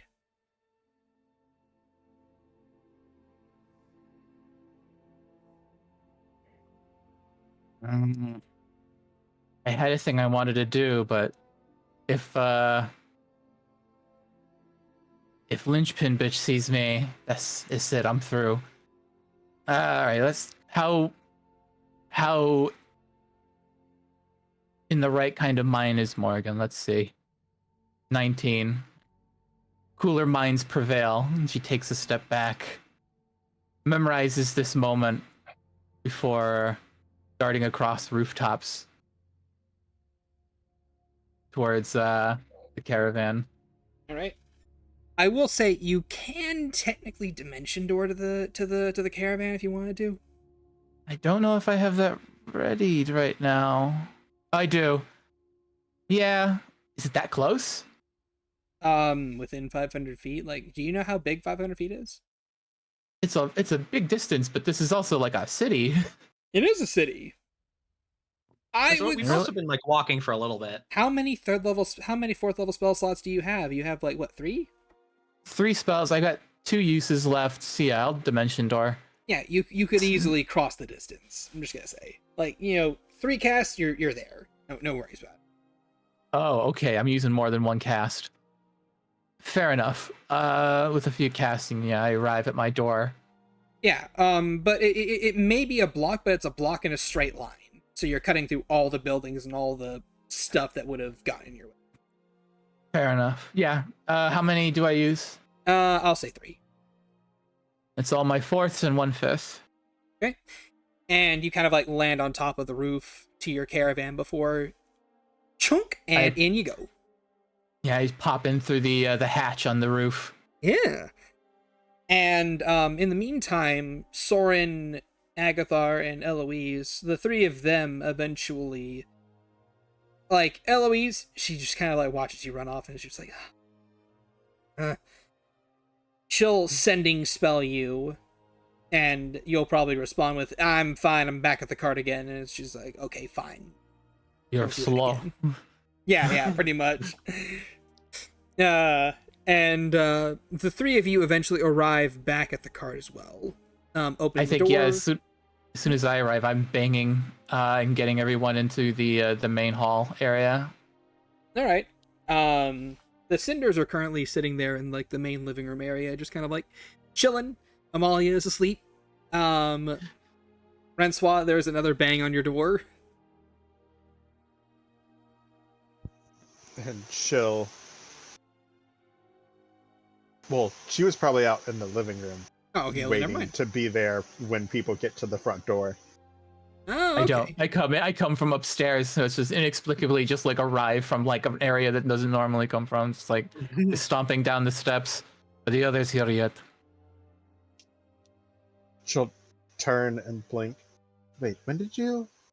It turns back to the door. No, they haven't. Block everything you can find. The doors, the exterior windows. Her eyes will take on like a bit of a hardened look, not directed at Morrigan, but just kind of blocking in. What's happening? I'm As she's stepping towards the windows. not 100%, but I am fairly certain our enchanting friend is in the city. Of course he is. And he's doing something. He's making a move.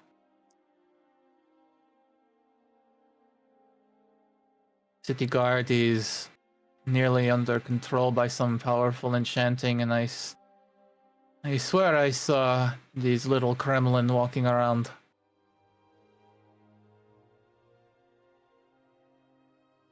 Of course she'd be here too.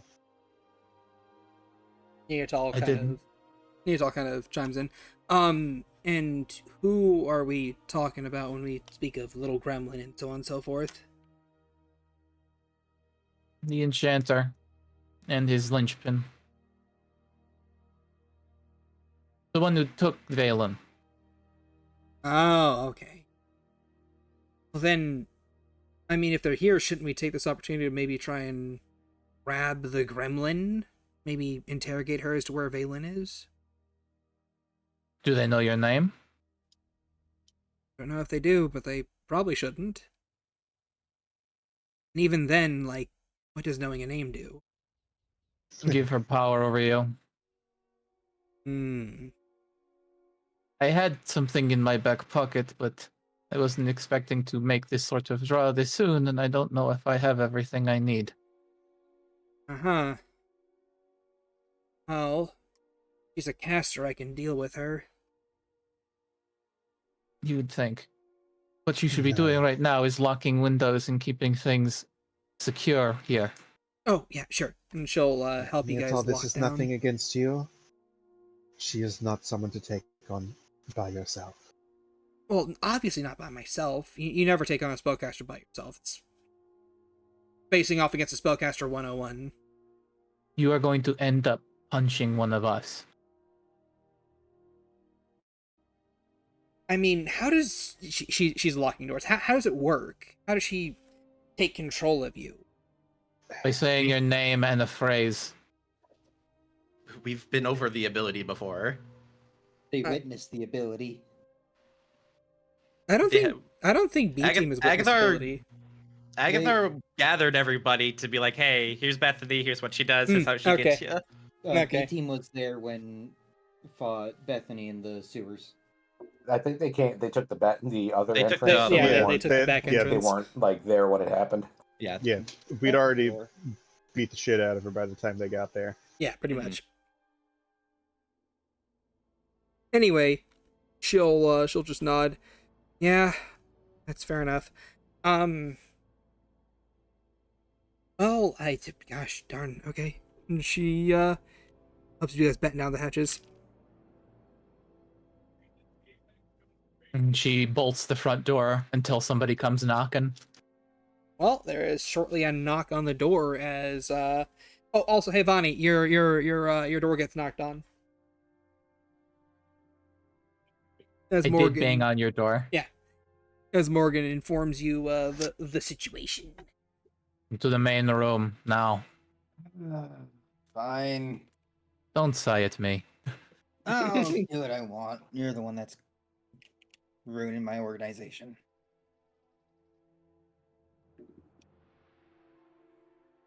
Just kind of stares at you for a moment before continuing. She unbolts. She looks through the peephole, the stained glass in the door. Who is there?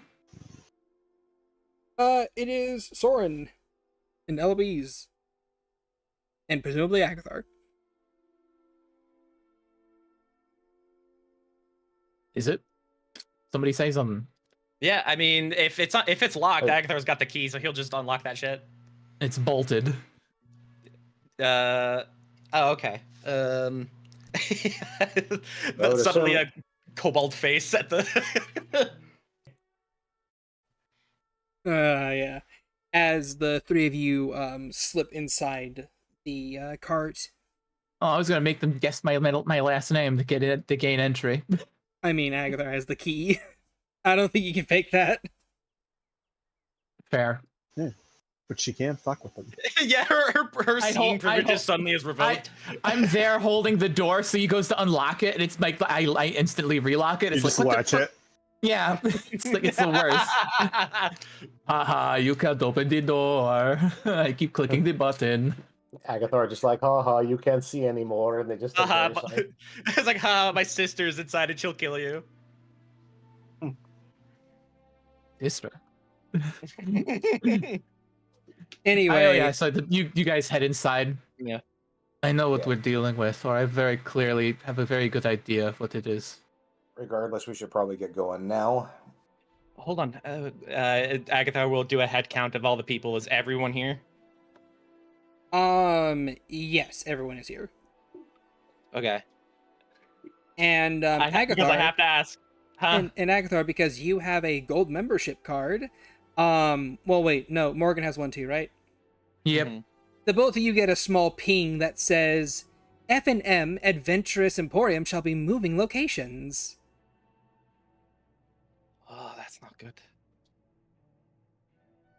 That's Uh, handy. Is actually, everyone it's, here? Actually, it's a good thing because they're not going to be It is a here. good thing.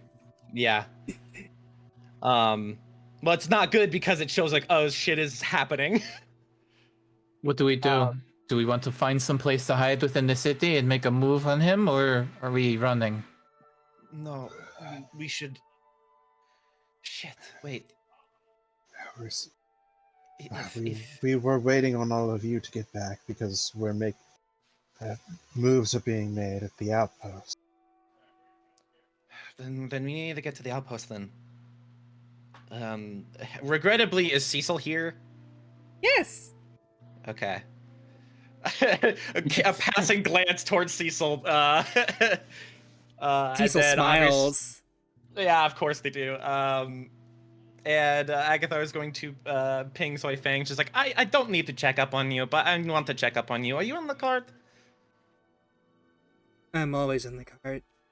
Except when I'm not. He says from behind you.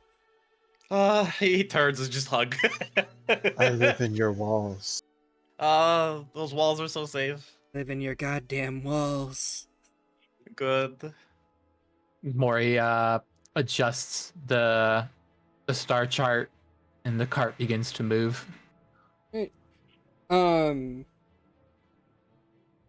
Eloise is gonna look over to Cecil. Managed to get the prince, right? To which they respond with a nod and with a nod. Yes, of course I did. They're currently waiting in your room. They don't have a room. Where did you put them? Well, I mean, there's a guest room. Is the guest room we're standing in it? Do you mean my room? No. There's a whole extra floor with guest rooms. Wait, there's a whole extra floor with guest rooms? Yes, there's a whole extra floor with the guest rooms. You don't remember getting the guest rooms? I thought we went with the forge. I didn't know we had the money for that. Never mind then. Yeah, there's more guest rooms, don't worry about it. Got a goddamn fucking bed and breakfast. All right. Hell yeah. I am going to start charging these motherfuckers rent, The Airbnb. especially Eloise, just to fuck with her. So yeah, we start moving and heading out. All right. I wasn't thinking I was going to have to start making plans for this, as it were. I had thoughts on how to deal with our enchanting friend. Though it is rough. How rough. Is it blow up the city rough?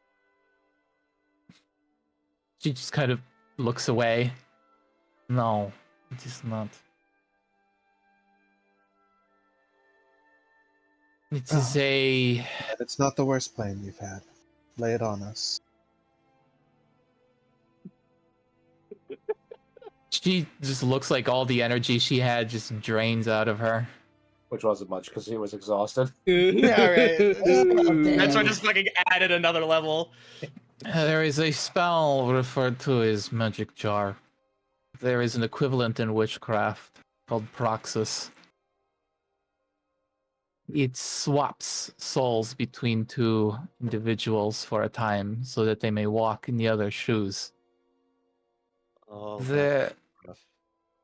it is, though that is not the crux of what my plan is. There is a little known anomaly if the spell is prepared incorrectly.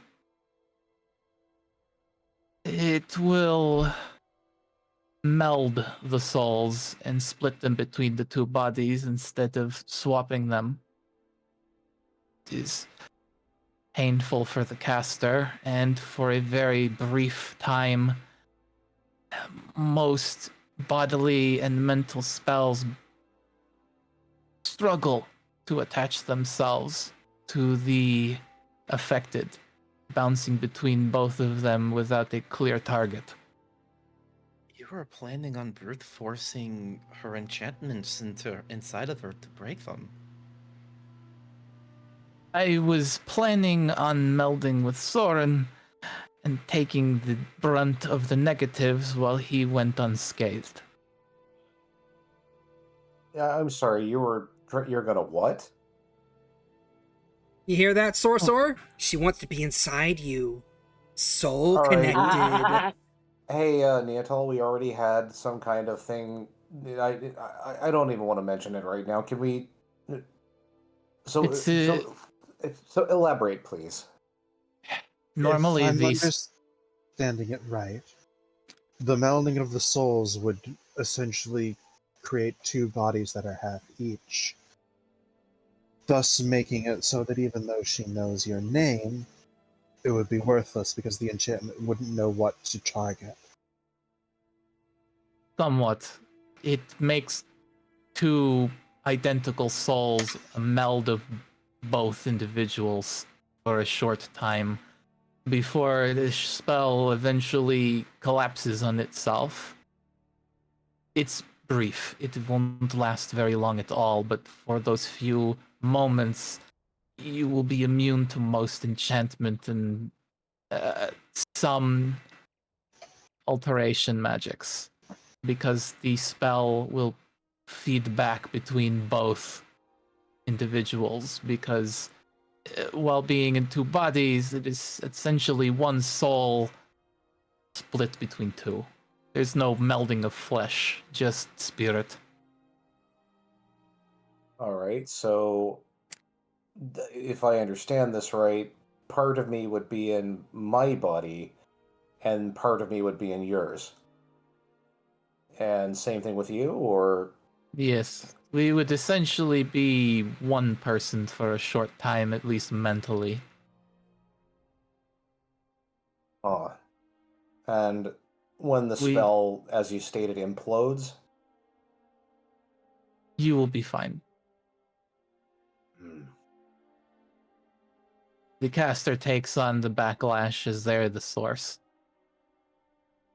So what would that mean for you? Shrugs. I've only ever messed this spell up once, and I still stand before you.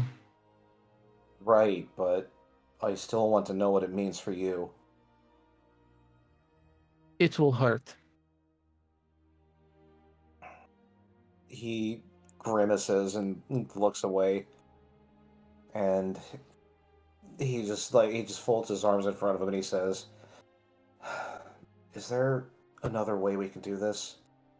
None that Or- will counteract such powerful magics. I know for a fact that the linchpin requires a name, and while we are one thing, we have none. No original source. We will be something new that she cannot latch onto. And even the great enchanter man needs a solid target to hit. I will say, I could handle Bethany. She already tried Agathar and it didn't work. So she wouldn't even try that name again, even though it's my name now. So she told me a phrase before the simulacrum melted, when I think she had a moment of clarity. She told me a phrase to tell her. I think if I can get to her first, I can try that phrase, and then it might rip her from Lucas's control, or it might open her eyes, to say the least. Or it might be a ploy that you're walking into. It would be one hell of a ploy.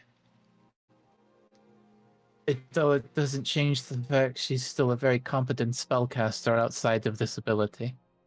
Yes, but outside of Lucas's control, we don't know what she's like. I am She could speaking be- more on dealing with Lucas himself. Out of all of us, Soren has the best chance of dealing with him if he is unable to affect him. One good sweep, and off his head goes. Yes, but he's And still as an far as Archmage. and as far as we know, Bethany doesn't know my name. At least not in Correct. full. True, we kill him and there's one less Archmage, but we already have one less Archmage that we're currently going to collect their understudy. And we already know he has one as well.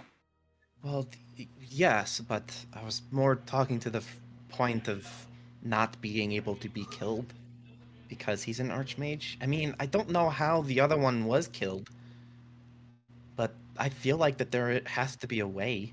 I don't think he's mortal normally. I mean, I don't know. You know, she shuffles around her belt and then droops again. My lantern, Eloise. She hands it over to you.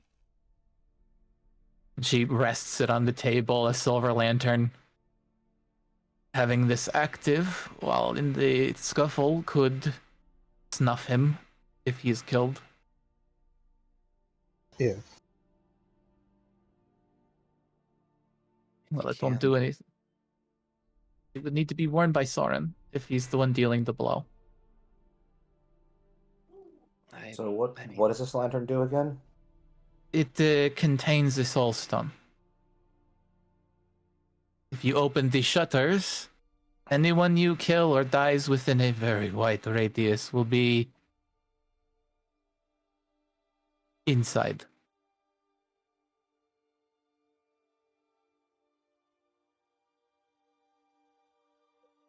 We have a portable soul cage. So In a how, matter speaking. how wide is a very wide radius? How wide was the soul stone's radius? I think it was like 1.5 miles or something. It's stupid. Mm-hmm. A square mile or so. There's a lot of people here in Vuori. Is the shutter currently open? No. Okay.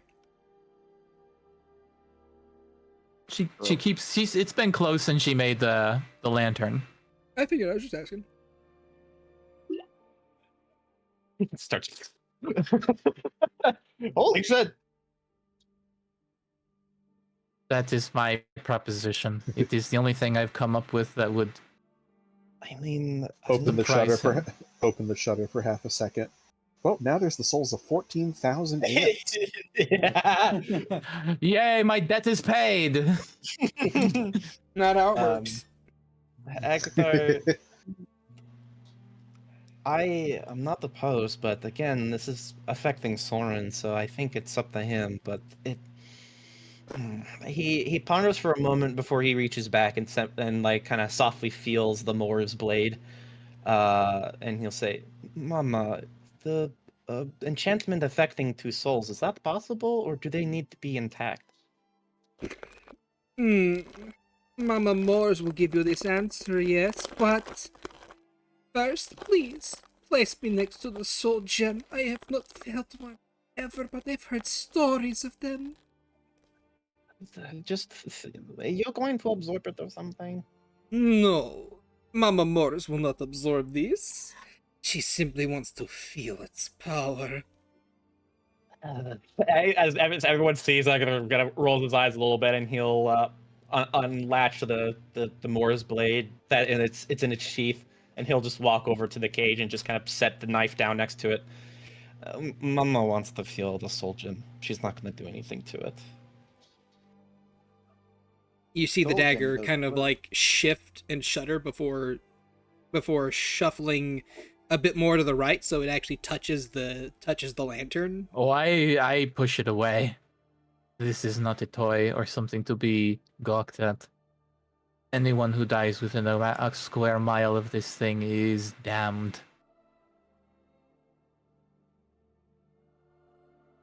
Oh, she won't let me touch it. Well, if she doesn't allow it, Mama, I'm sorry. You're just gonna have to look at it. Oh, of course. If she was a kobold, she would let me, but this is fine. I seriously fine. doubt that. Mother knows best. Don't worry, son. You will learn. You will learn. At any rate, Agathar sucks his lips in. at any rate, yes. So, a soul that has been split in two. Crap, no? But, yes, it is a thing that could work. Okay, thank you, Mama.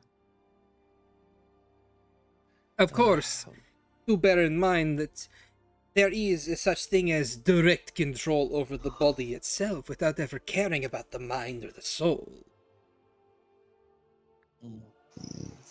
But of course, that is more of a necromantic or transmutational art rather than a enchantment. No, I can't. With the reaches of an archmage, no one can never be too careful. Well, It is a good place to start. It inspires. It could at least buy enough time. it would be a surprise tactic. It would not take him very long to get around such a spell, but for a moment he would be caught unaware. We've seen Soren do a lot more in a lot less time. This is why I chose him for this process. Yeah, I think he is the most capable. Well, him and Niggy and Hidari. It does come with awkward side effects. It is Well- one way to say it. Eloise chimes Well, in. I've been in an awkward situation myself with that stinger in my chest for a whole solid month. So I don't know if this is similar to that or not, but You I can will adapt. be weakened to a degree. and I'm assuming you're talking about after the spell ends, right? No, during this spell. Oh, Is we it- will be sharing. So I will gain a portion of you, you will gain a portion of me. You will have access to some of my power, but lose some of yours.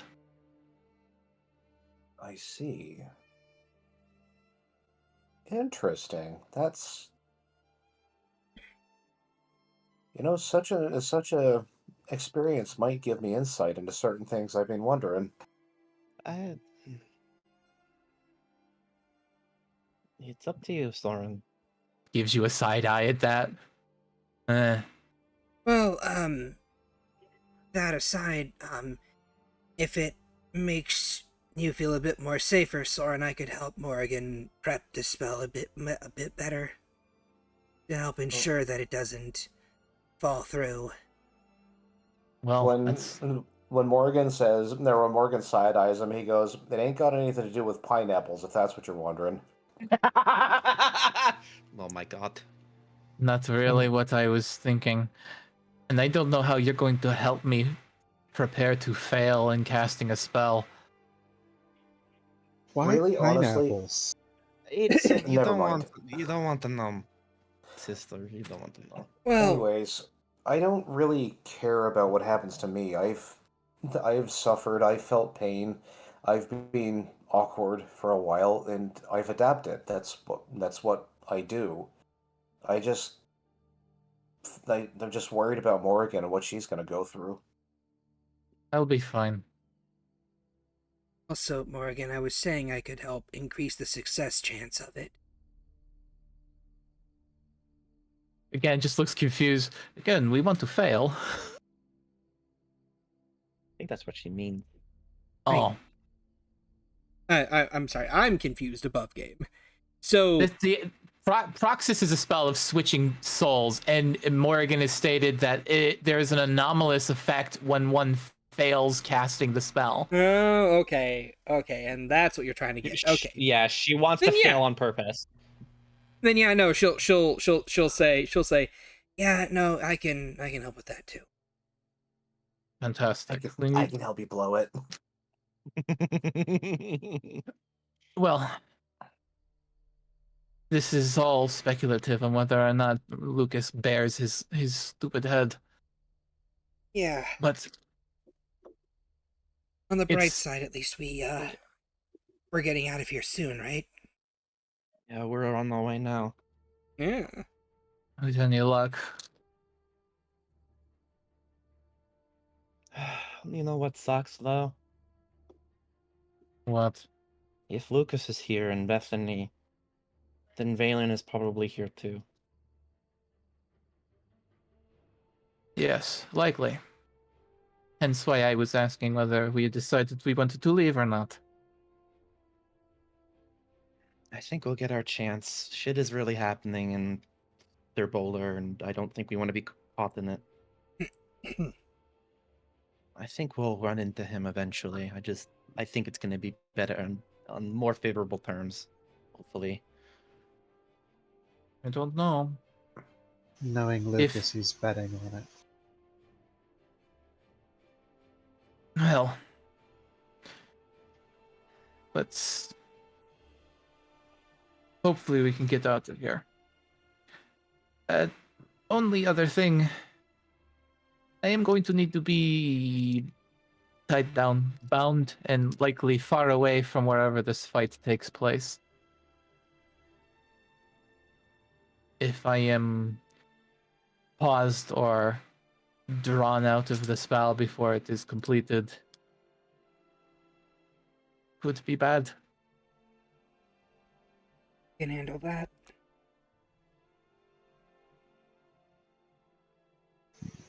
Like bad how?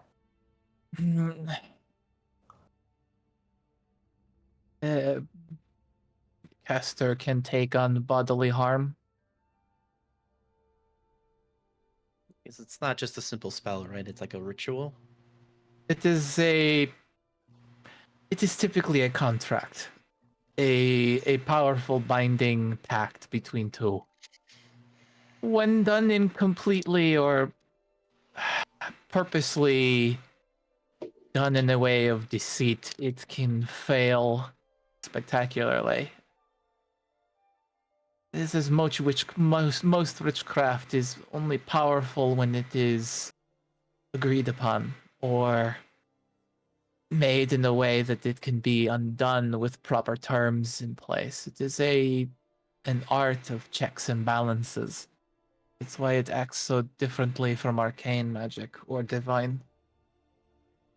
Also, why I can be very powerful But the more powerful the effect, the bigger the backlash. Hmm.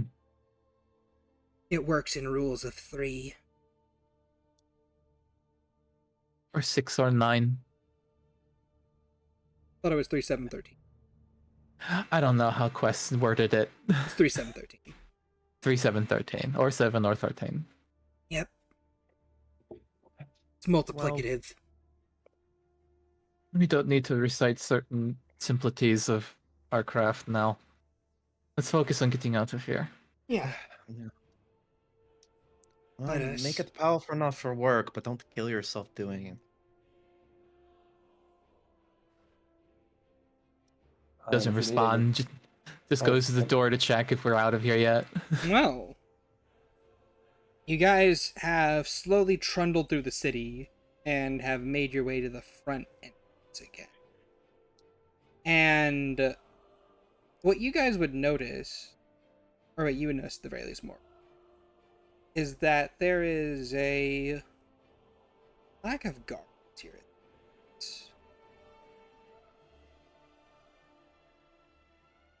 Can I surmise why?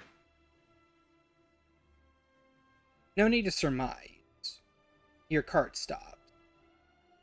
As something. I peer from the front door through the stained glass. It's it's a little difficult to see through, but what do I see with my magic eyes? You see a figure standing at the very front of this large entrance, right in the middle. But you can't really make out who it is through this. Is it roughly Lucas sized? No. Is it roughly Valen sized? No. Who the hell that? And all together.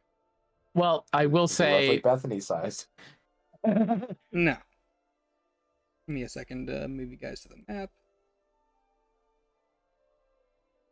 oh no, is it a battle?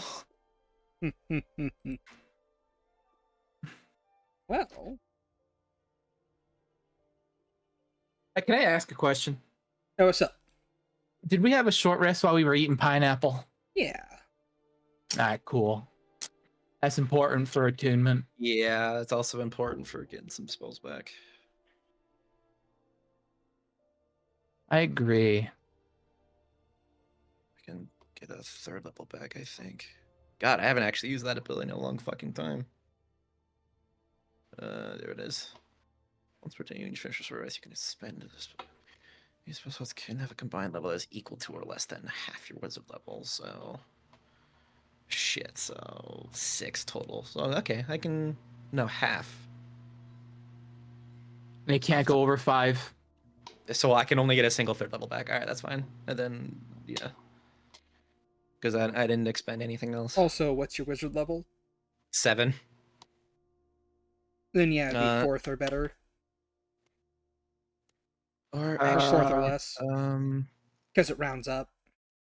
Yeah, he's 6. Yeah, he's level 6, not level 7 wizard. Then yeah, 'cause it'd be he's 7 rogue. Yeah, it'd be 3. Okay. Yep. All right. He's just. I gets a will 3rd get level back 1/3 and 1/2 level. Alright, well, back. Oh boy. you actually see that there's not just one figure. There are 8 figures there. A billion. Hi, ch-ldr-n. And one of them appears to be about the size of your cart inside. The rest of them appear to be medium-sized. That's a big boy. And do you step outside the cart? I need to know 2 very important things. What's up? Are they blue? What do you mean? Dabba-dee, dabba-die. The ch-ldr-n people are blue. Are they blue? Like, you can't tell through the stained glass. You would Damn need it, to step out. I look through the blue-colored glass and the red-colored glass, and I'm like, why did I make it? Oh, because I don't like people spying on me, but now I can't spy outwards. Can I surmise that Morrigan would have a peephole because she's that kind of person? Like you spy through the blue glass and they're just gone. Give me I a say Morgan- high or a low. Morgan's about to replace the mirrors with the the windows with those like one-way Hi. mirrors. Yeah. No. Oof. She reaches for like an empty spot on this door. Is like, why didn't I get that peephole? Gotta step outside. You want me to sneak out? I don't know how long they're going to allow us to wait. I guess I'll crack the door and peep. All right, you peep, and you do indeed see ch-ldr-n military. Fuck. They can see invisibility. I was gonna be like, if it isn't them, the cart becomes invisible and we fly away. You see that this guy has a rifle trained on your cart. These guys have formed a firing line. This guy has a field of kind of like microwave energy around him. And this guy has a small ball that he is rolling around in his hands like he's ready to throw it. And in front of them is a cloaked figure that is patiently waiting. And you hear from within this figure's from within the robes. Would you be so kind as to step outside of the cart? No, thank you. You don't accept solicitors. No hablo inglés. Is this a wall? And can I kind of like? All right. I don't see a way out of this. We can't fly out of here without getting knocked out of the sky, I assume. If you were to peek a bit further in the air, you do see a dropship there. Fuck. What do you want?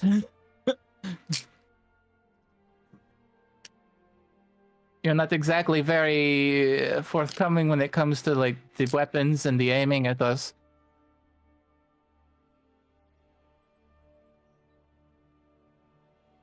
Well, allow me to describe them a bit. This figure standing in front appears to be lithe and feminine, standing at an even 6 foot tall. And Well, she's tall. upon you kind of just like, what do you want?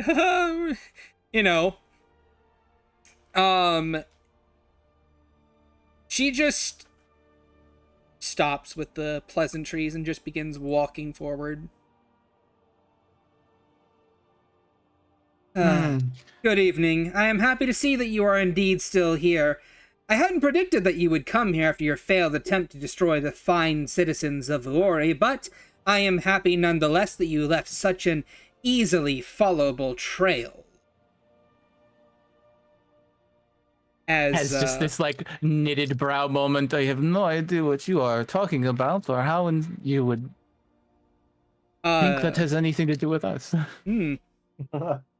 You see the figure shift in place ever so slightly before they begin walking forwards again, as their body seems to peel away from reality itself and leaves behind an after image as they continue to move forward. Quick question. What's the street look like behind us? It is cleared. Is there more than one way out of this place? You would have to go back into the city. Well, I mean, I have been here before.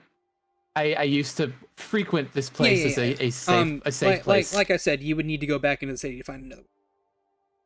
Okay. But there are other ways out. You would have to just go into the city to find. What do I have? You're stuck between ch-ldr-n and Lucas. Fucking, I'll take Lucas. Lucas is doing his own thing. He might know we're here. He might not. he's more willing to be a snarky shit and talk at us than this woman might be. Honestly.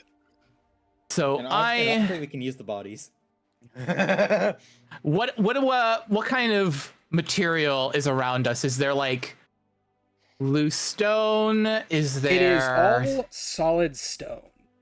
Yeah, but like, is it just that? Is there no like checkpoint? Is there no? You see the checkpoints are like right in front of you. Like this is where the portcullis would be lowered, but it is currently. There's a portcullis, you say? Yes, I do say, but this portcullis, as you would notice, has been peeled right down the middle and opened up. Like cut. Yes. So it's free from its like bindings. No, like, you know how a portcullis comes down and it forms a gateway? I mean, like, the gateway itself has been sliced right down the middle and then folded outwards like a fucking tree, like a door. Fantastic. How big is the door? Bend it open. I would say it's roughly 20 feet tall. 20 feet tall. So would that be large or huge? Probably, yeah, gargantuan, we'll say. Gargantuan? That is not gargantuan. All right, huge. It's a huge door. It's a huge bitch. Huge. Let me just check something. Anyway, while you're thinking, It's a huge door. You gave us an the slip absolutely in Mirror's massive Eye. door. You gave us the slip in Mirror's Eye, but this time you will not be doing so as easily. Please, I cast animate objects on the doors, and I slam them shut. So I have a question. It is not completely sealed, of course. They're fucked, but it should maybe some cover. Well, as the doors slam shut, there's like this giant hole right in the middle of them still. Like the big guy can't get through at the very least, but That's fine. We'll take that. Anyway. Yeah, I yelled at Agathar. I was like, hit the button. But as the figure continues to move forwards, you can see their after image, pulling something out from behind their back and then throwing a spectral image of something towards you. It arcs through the air, and as it lands directly on top of your position, you see it expand outwards into a bubble around you, roughly 15 feet in radius around the point where it landed. You can still move. It's just one of those things. It's just like you see it expand over your cart, and it just kind of holds there. And I have an Uno. Okay, what's your Uno? Do I see her start throwing something at us? No, you saw that after image. She's still walking towards you, has been the whole time. Is the after image a creature? The after image is not a creature. But how is it throwing something? Construct, probably. Well, does it have HP? No, it does not. How's it throwing things? Because ch-ldr-n. Because Shad. Because Shad. Can I assume this is under her control? Yes, it is an effect that she is doing. Yes. Okay. As I see this happening, I'm going to take a shot in the dark. More as we start to back up, hopefully, with Agathar like hitting the button. She's going to reach out as like half a dozen strands of thin, iridescent light appear between her fingers as she rips, and she will use warp what is. Nice. Okay. You watch her skip backwards in time. You gave us the slip in mirror. And then we turn invisible and start flying. And start flying in reverse. Hold on. As you begin flying in reverse, you see the bubble expand outwards again, and you see her immediately go from walking to sprinting. And as she sprints through that bubble, you watch it explode outwards again, and you see particles freeze midair. as she sprints through the bubble and begins to give chase. Holy shit. You see the robes begin to rip off of her body. Oh no, that's not the person. Well, I'm about to reveal them. Well, we couldn't see who you were talking about. Oh, I was getting there, but I wanted to get the robes off of her first. as you see the robes begin to fall away to reveal a person in this pink armor that has it's Warframe. Shut it! Shad. He'll fucking get you. Hey, hey, Spunkle. Commence the operation, Tenno. Hey, Spunk, how's it going? Operation kill these fantasy fucks. Yes. A lithe metal suit comprised of pink and silver steel that moves like liquid as she begins to sprint forward, moving at Mach speed as you see various little after images get left behind in her wake as she begins to chase down your crew. We're beginning a chase sequence now. Okay, this is awesome. I'm gonna shout at Soren. It's like, Soren, give me the bar. Soren, which bar? Wait, you mean the one I took from the site? Yes. What? Wait, what bar? And as you guys are arguing about the bar, you hear, "The chase is over now. You will die. You will suffer for the lives you have taken." Disagree. What's going on? Strongly disagree. How close is she? I would say she's 60 feet away. How high is the ceiling of this city? 20 feet. 20 feet. You're currently inside the tunnel. Yeah, we're in a mountain. Okay, I gotta look up how fast the roost is. You said 20 feet, right? It is 20 feet high, yes. Vani pokes her head out. This'll probably buy us a second. Uh-huh. Oh, here, let me get some chase music. Just a second to find me some music. Hold on. Yep. Vani casts wall. Wall? What do you mean? Of force? No, sadly. Here's a brick wall. I Dude, swear to same God. Fortnite. She's gonna so just Kool-Aid man ass through that shit. Oh yeah! Invisible now. We are invisible. It doesn't matter. She can see us with her special eyes. Her special brand.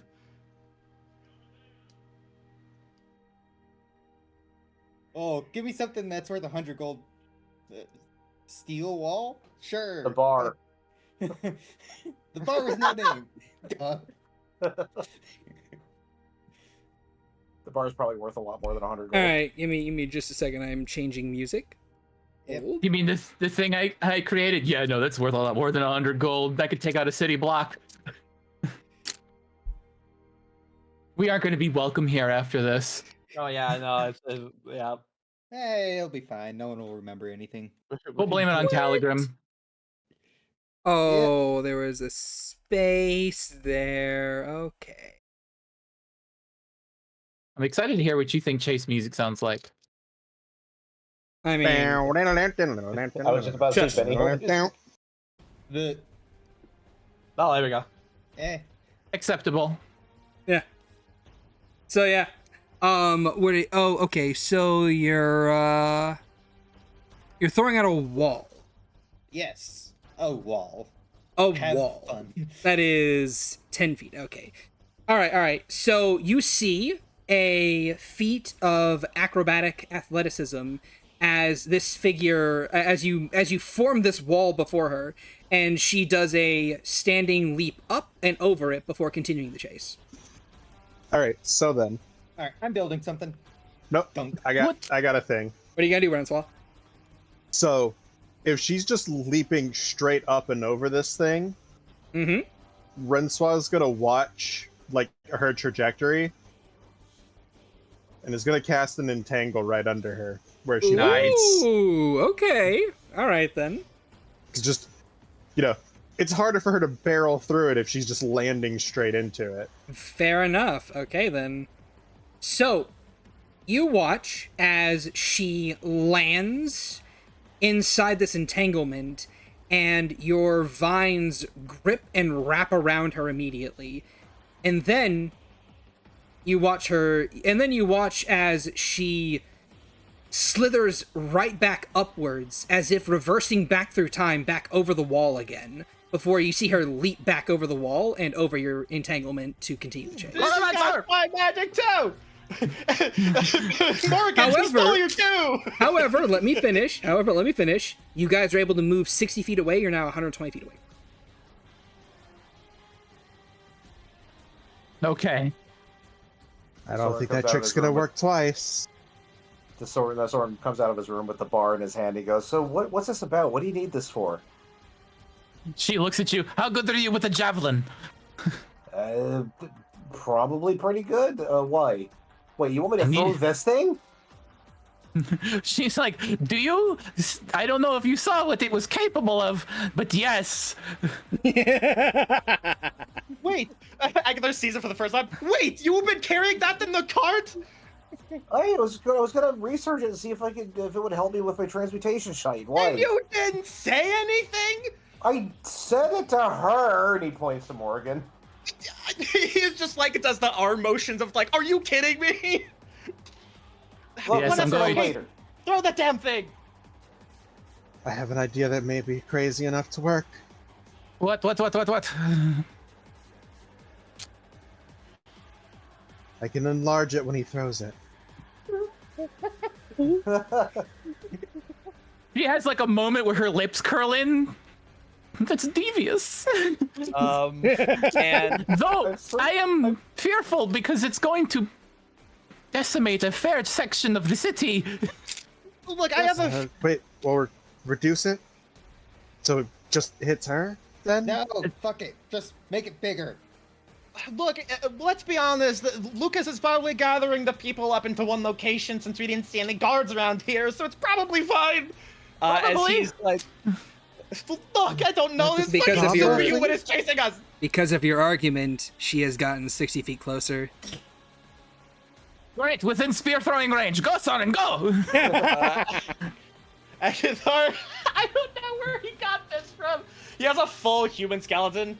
And so Don't he's worry like about it. Yeah, don't worry about it. He pulls that out of his bag, and he is going to just like wait for Soren to throw his thing. Soren leans out. What is your 2 hit, Soren? My 2 hit? It would be a this strength-based attack, and you are proficient in javelins because they are a martial weapon. Okay, or a so my simple- hit would be at least an 11. Yeah. So it'd be a plus 11. Do you think her AC is less than 24? More than 24? I don't know. I could give you bardic inspiration. Would it matter because it would explode a hell of a big explosion. It would definitely make more damage if it hit her and then exploded. But if you have, it's like I looked back, it's like if you have anything to toss on top of this, now is the time. Oh, let's see. All right. No, that just adds damage. That's the wrong thing. I think normal bardic inspiration would help. Yeah, for sure. If it's an ability attack roll, then yeah, it would. Yeah. Remind me what enhance ability does. It gives you Advantage. Actually. Advantage on ability checks, not on attack rolls. Not on attacks. Okay. Combined with that. The thing is, I am trying to Ooh. force the roll. If you do advantage, you'd be wasting it because I'd be switching it out for a 13. Which is an automatic 24. So here's a thing that I can do. Soren looks at his ring, goes, Before he tries to throw it, he's going to try to cast polymorph on her. He knows he can use polymorph because of the ring. All right. What's the DC? The DC would what is the DC? The DC would Low. be based off of your charisma, or no, it'd be based off your wisdom. Oh, so yeah, it's 15. No, it should be higher than that. Let's see. So the DC is 8 plus proficiency plus charisma bonus, right? Or wisdom bonus, right? Yep. Okay, so 8 plus 4 is 12 plus 3 is 15. Yeah, so 15 is the DC. I need to boost up his wisdom. So yeah, do you think a 15 would hit? You think she'd fail a 15? I don't know. I don't think so. I mean, Probably not. certainly make an attempt. She's gonna get closer, and if she's closer, when that thing hits her, it's gonna hit us. Yeah, we Yeah, just need fuck it, to slow her down. he's throwing the bar.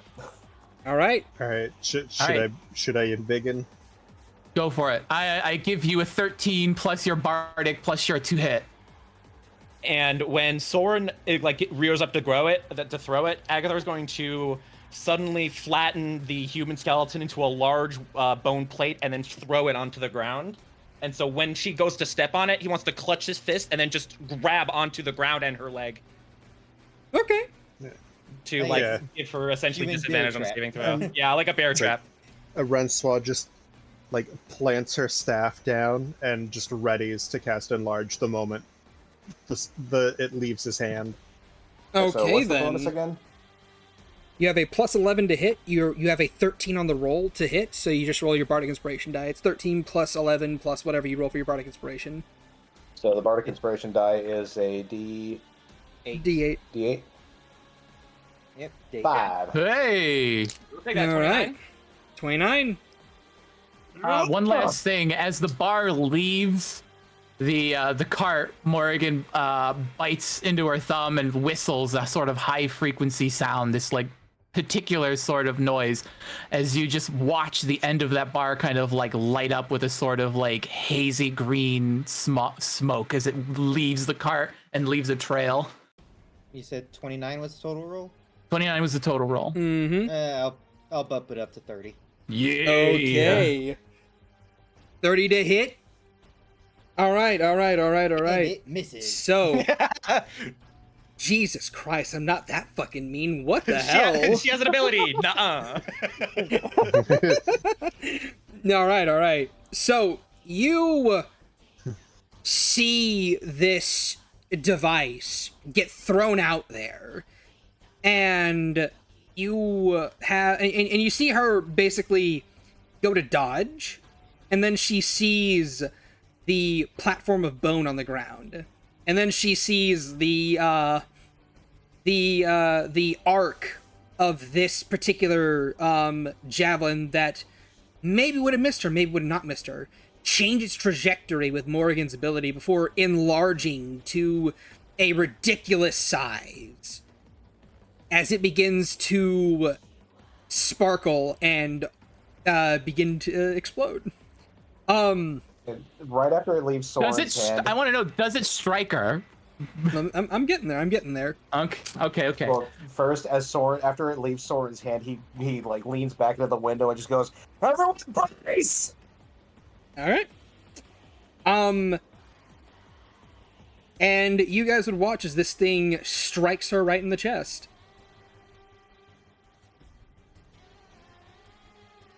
What do you have to say, Morrigan? When it left the cart, I had pressed my thumb into my mouth and that gave off a very particular type of whistle, unique sound, and the back, the blunt end of the bar, sort of lit up green and left a green, like a hazy foggish smoke behind it, kind of leaving a trail of green. So when it collides with its target, it goes off. All right.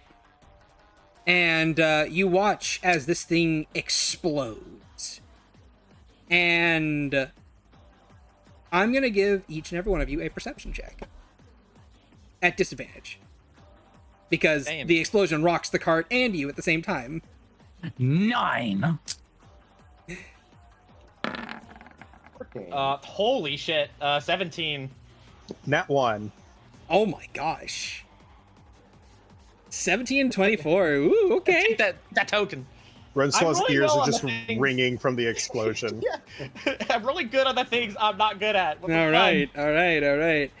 It's like Rencois just hears the fucking like Call of Duty flashbang sound. Just that fucking tinny. Morrigan's light is lit up by the explosion as she just stares into it. Beautiful. Yeah. You guys watch as this rod connects with her directly, explodes outwards, hits the walls, and just as the walls begin to crumble inwards and down, Vani and Agathar, the two of you alone, see that the figure is still there, standing, braced against the explosion. And That's yet, great though. She's standing and making no movement. and yet, just before the rubble would collapse in on her, you can almost see this malicious hatred kind of vent forth from her frame as she Her warframe. shush you as she rewinds backwards and the tunnel collapses inwards and your chase and your escape is successful. Did it look like it hurt her at all? She's No, shielded. She rewound time before it actually collapsed over. her. No. So No. Like, the explosion, it hit. It did something. And she was braced afterwards. Mm-hmm. And basically she had to rewind to stop herself from being crushed by rubble. Mm-hmm. I think we essentially was like, if she continues, she dies. If she rewinds, he survives. Yeah. I just wanted to see if the explosion hurt her at all. I do love it's like God forbid she gets crushed by rubble, but she can live a fucking point blank explosion with a rod inside of her Just chest. another day in Shad's world. Yeah. Not just an explosion, but an explosion from one of Maury's like city destroying rods. I'm getting there. Give me a damn minute. You know, just No. for shits and giggles. It's a Bonnie big fight. rolled higher on the perception. Here Bonnie, comes the robot. Vani, you would notice that there seemed to be no damage to her physically, but you did see the shattering of a barrier.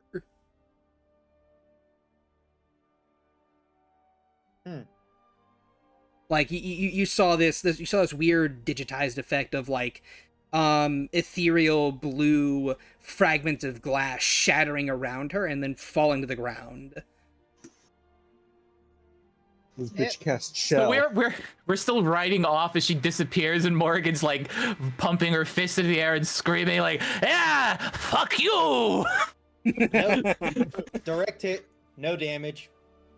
She's gone though. She did the time thing again, but she's gone. More like shields. Are you still upset at me Shields? for having that thing? We will talk about that later. Did He you will look see at that? her. It collapsed the whole tunnel on top of her. She had to retreat. Also, Now we're you stuck would in here.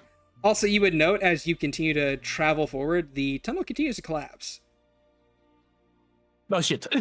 Yeah, they're just like, Might want to go faster. We are. Must This go cat's faster. going. We're going 80. How fast does the Roos go faster when it flies? It's 60 feet of movement, yes. 60. So we're going at 120. We're racing. Deja vu. I have been through this place before. There are other ways out. We just need to reach the other side before anyone gets there. All right. we have just attracted probably everybody in the goddamn city, including Lucas at this point. Who are you going to deal with? The lady with the special powers or Lucas, who might shit talk us for a while first? And as you guys, How did they even find us? and as you guys, No. yeah, What the hell was those? Okay, hold on. Kit, I want to roll to see if Rencois has picked up the thing that I have picked up. Ooh. With 27, she's just going to... Her eyes are going to grow wide. And she's going to look to Soren. I think they were tracing the rod. They can't. It's here. No magic can pierce this. Rencois, they were tracing the cart. They just the can't. cart itself? Yeah, you guys rolled the cart around everywhere because you can't fly forever. So Yeah, but it's like we could fly for like 8 hours. Yep. Yeah, but they also didn't show up to that site until we were long gone. They wouldn't have known about the cart. the cart was still parked To outside trace the it. site. Like I said, it took tracks, right? like it took them multiple days to track you down, but basically they landed there at the site. They had a whole day to kind of like search the area. They found the tracks for your cart. They traced those, found the river, and were like, okay, got lost a little bit there. Then they continued on the other side where your tracks continued, then they just followed. And once we hit the main road, it should be nearly impossible due to multiple tracks. Well, Hey, the only carriage out there. well, like she said, you know, She didn't. They thought- They didn't expect us to actually still be there. yeah, like it's one of those things of like they were gonna check all the cities on the way to Therboulder anyway, but Therboulder is a main thoroughfare. They were gonna check there anyway for a cart of your description and so on and so forth. And because we stayed the extra night, that's why they found us. This is your fault. You and your mummy time.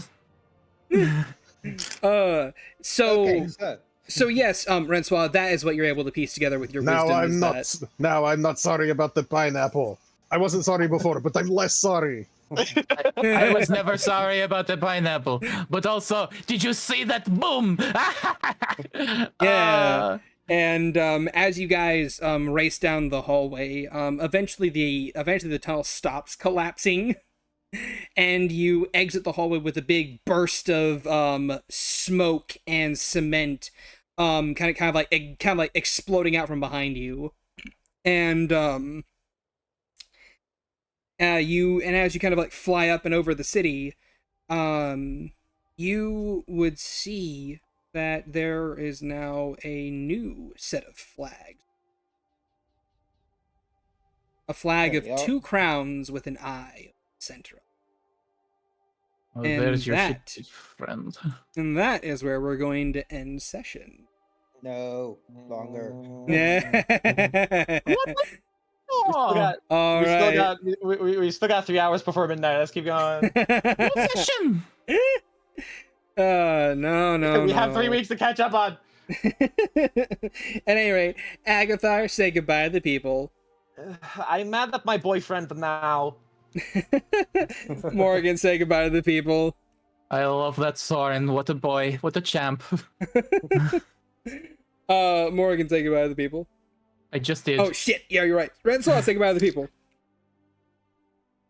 Eat more pineapple, I guess. Soren, Yum, say goodbye to the yum. people. I'm kind of sorry for having it, but it really helped us out here, so I don't know if I'm actually sorry. Hashtag sorry, not sorry. And Sorry Vani for one reason, say not sorry for others. and Vani say goodbye to the people. How the fuck did these idiots piss off ch-ldr-n? You were there! Vani doesn't remember shit! No, I mean here with the big boom. That didn't go. They didn't like that. The other thing's relevant. At any rate, did you guys enjoy session? I did. Did you have fun with your chase sequence? I was very happy with how that went. That went better than I was anticipating. I'm gonna be honest. I was like, oh, you're gonna put us in a bubble? No, fuck you. That was big as fuck. Oh no, brothers! You want That to be would've been magically time manipulative? Well, how you like it? No, Warframe ch-ldr-n now. I enjoyed that Rencois got to show that she could still be useful with magic, even if it's not her focus. I thought that was great too. I love the enlarge on the rod. That was sick as great. shit, dude. Like the spear is coming and then suddenly it just grows like boom. It's like, oh, I'm not dodging that. The spear becomes a ballista bolt. And how about you, Soren? What was your favorite part? I'd have to say the chase, honestly. Yeah. The chase was good. I definitely like we were like, come on out, and I'm like, no soliciting. and Vani, what was your favorite No. part? No hablo common. Probably shooting Tritonio. What is like seriously? What is your actual problem? Tritonio talks too much. If once you figure out who Tritonio is based off of, I don't know. He's just you'll understand. Who is he based Soren off talks a lot, of? too. Please, pray He's tell. that man. Pray tell, I want to know. You told me that he is based off of early Puss in Boots. I was thinking Inigo Montoya for some reason. I mean, yeah. Inigo Montoya is a good inspiration too. Just Antonio Banderas, but a rat man. This is literally what she saw. If